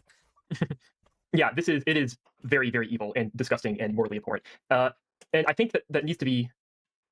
Actually, no, we'll see that for later. Don't worry, we'll get into it. Okay, so on this live stream, I kind of forgot to pull this up. This is also the first time that Connor does bring up the Brit allegations as well. I don't know if you have the live stream, the E-Israel live stream still pulled up. I can pull it up again. Do you have a timestamp? Al. Let's see here now. 5 hours, 16 minutes, and 41 seconds. 5 hours, 16 minutes? Yes. Okay. In 41 seconds? Yes. We're going to get up to 37 seconds, because that's when the thing will go. Let me bring it up. Let's watch. Strongest example? Yeah. It's a projection. Yeah. I've never met this person in real life in my Yeah, that's a projection. Like the fact that like this dude counterpoint here at this point is like playing mediator between someone's marriage is crazy. And then it's just like weird behavior, like parasocial sus-ass behavior. But the like also the thing is like this I've seen it now in like the purity testing on the right, which is cracking me up like, oh, the degeneracy. These guys are degenerate. And it's like, brother, you're on your third marriage. Like, what are you talking about? Or like, you know what I'm saying? Or like, brother, like, you got 16 baby mamas. Like, what are you talking about? I like, there's all sorts of people like, you know, oh man, this guy came to Christ. You used to be a meth head, bro. Like, what are you talking about? Like, you know, the whole point of coming to Christ is you don't judge. Like these people, like, it's crazy work. I just don't understand it. entire life. Yeah, are you communicating with them right now? They try to add me on 50 million different accounts, but right now, no, I'm not. Yeah, I know you are. Okay, I'm literally not. Can you produce evidence? I'm messaging right now. I bet that they probably have a thing saying, please add me again. Steven. You said I fuck mentally ill women. What's the strongest go-to example of fuck mentally ill women? Barry. I'm gonna say all women are mentally ill. Just kidding. All right, and that's all you need. This is the very first mention of the Brit allegations. This was not mentioned in the live stream of the previous day. He is now bringing this up, even though the whole thing sort of like blew over Doobie. Now we're seeing him try to transition this from Doobie to Brit, and first pushing the idea that Destiny is a fantasizing about molesting children, which is very wild. We're going to get into that, but I want it noted, okay? Because with the Brit stuff, Brit's husband, or ex-husband now, I guess, had tagged me months ago when Counterpoints got tagged too, right? And he was like, "Hey, Destiny is my wife cheated on me with Destiny, like, blah blah blah." And like that's what I'm saying. Like this guy like said all this stuff about anybody that was divorced, and then like now the chicken comes home to roost. You know, like, oh, that's too tough for you, Baba Boucher. Like, you know what I'm saying? Like, I'm sitting here hearing this shit, and I'm just like, brother, like. Maybe it's time to like step back a little bit, or maybe it's time to like rebrand, or have a come to Jesus moment. Be like, Lord, maybe I was led astray, or maybe I've been too harsh on these people previously, and I can now see from a different point of view. Like, you know, like okay, I'll use my marriage, right? So like, I didn't really understand some of the stuff my ex-wife was going through because I had never like dealt with like serious chronic depression, and I say this all the time after I dealt with my like divorce like stuff because I went crazy for a while and dealt with depression and understood like mentally what she had been going through on a regular basis because of stuff, right? I probably would have been the guy that she would have wanted. But because I had gone through that and became that person, I would have never been with her in the first place, right? Because I realized afterwards, oh, this is why this didn't work, and this is why what we were doing was toxic. And you know, now like I wouldn't want to go back to that and vice versa. And so it's like I've matured and grown from that. So like, you know, and it's not bashing her, like it's like made me to see like growth, right? And then you can be like, okay, so what I was doing this back then, Connor didn't do any of that. He just like doubles down. And he's just like, oh yeah, I was right. I was still a wife. That bitch, you know how you talk to, you don't have a wife. And someone needs to ruin his life, blah blah blah. And Dude, I saw that because I remember it was like, this is a wild accusation. And I was like, you know what? It's none of my business. And I moved on, right? Because it's not. Even if that is entirely true, that someone's wife cheated on them with Destiny, okay, that sounds like a personal issue. I'm not none of his business. going to join your crusade. That's weird. Why are you? I want other people's wives cheated on their husband with a kiss, or whatever, like, or with Nikki Sixx. You tagging me in this, and it felt odd. It felt weird. It felt way too personal, way too parasocial. And I was like, I'm not fucking with that. Apparently, Counterpoints went all in. And I think that just shows a difference in how we engage in the space. But yeah, that was wild. But the reason I bring that up is because I remember not only was I in the call, but I was watching the chats, right? Just to see what people were saying during that call. And I saw the names that I remember because I have a fairly decent memory of the names involved. They were begging Counterpoints. They were like literally begging. They DM'd me that night too, right? Saying, can you get him to stop?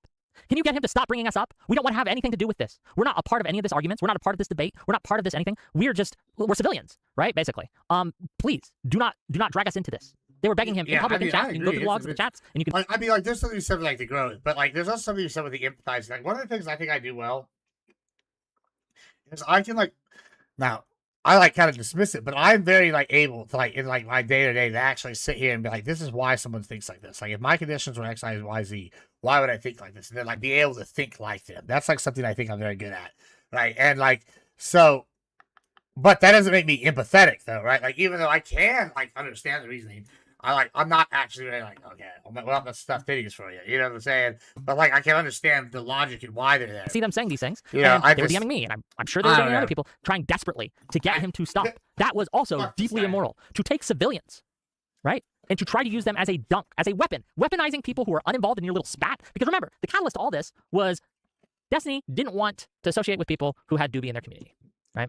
That's the catalyst to all of this. And in order to protect his ego, in order to paint Destiny out as some sort of monster, he is pulling things from everywhere he can get them, okay? And this isn't something that he is doing on his own. Remember, this stream that happened was after talking for over 4 hours with snarkers directly on stream. Who knows how many countless hours of conversations off stream that we don't have access to? Chatters in Discords, chatters in DMs, chatters in private communities, right? And also, again, hours of conversation with Doobie on stream. And all of these things are pushing, whispers in his ear, and he thinks he's coming to these conclusions on his own, but these people are pushing him to see Destiny in the worst light possible. And when you do that, you start pulling things like, oh, he was probably molested as a kid. Oh, his grandma euthanized animals or something. Which, again, I don't know if he knows that for a fact or if it was just a rumor. I'm not sure. But that, again, that has nothing to do with anything. And to bring that out as a weapon to try to paint Destiny as some sort of malformed monster, this psychopath that has been built by his past, is not just reckless, but immoral and wrong. I don't know. What's next? Alrighty. So the day after, on the 24th of May, Connor releases 3 statements to his community about what's going on with the drama. So we'll get into that.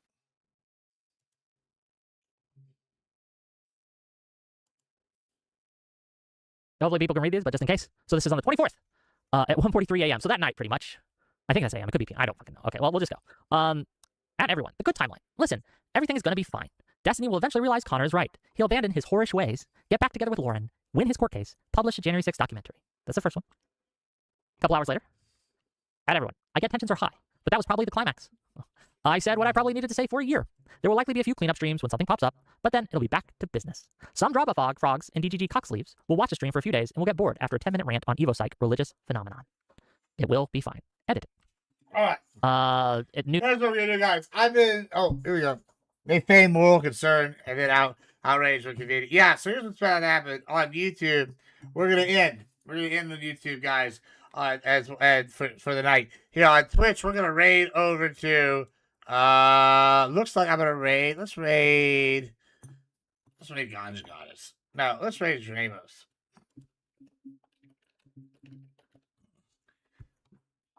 And then we're gonna probably be back in a little while for Cyberpunk 2077 or whatever.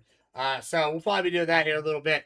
So about 45 minutes on Twitch. So y'all be there, be square. It'll be fun. All right, thanks everybody. Bye.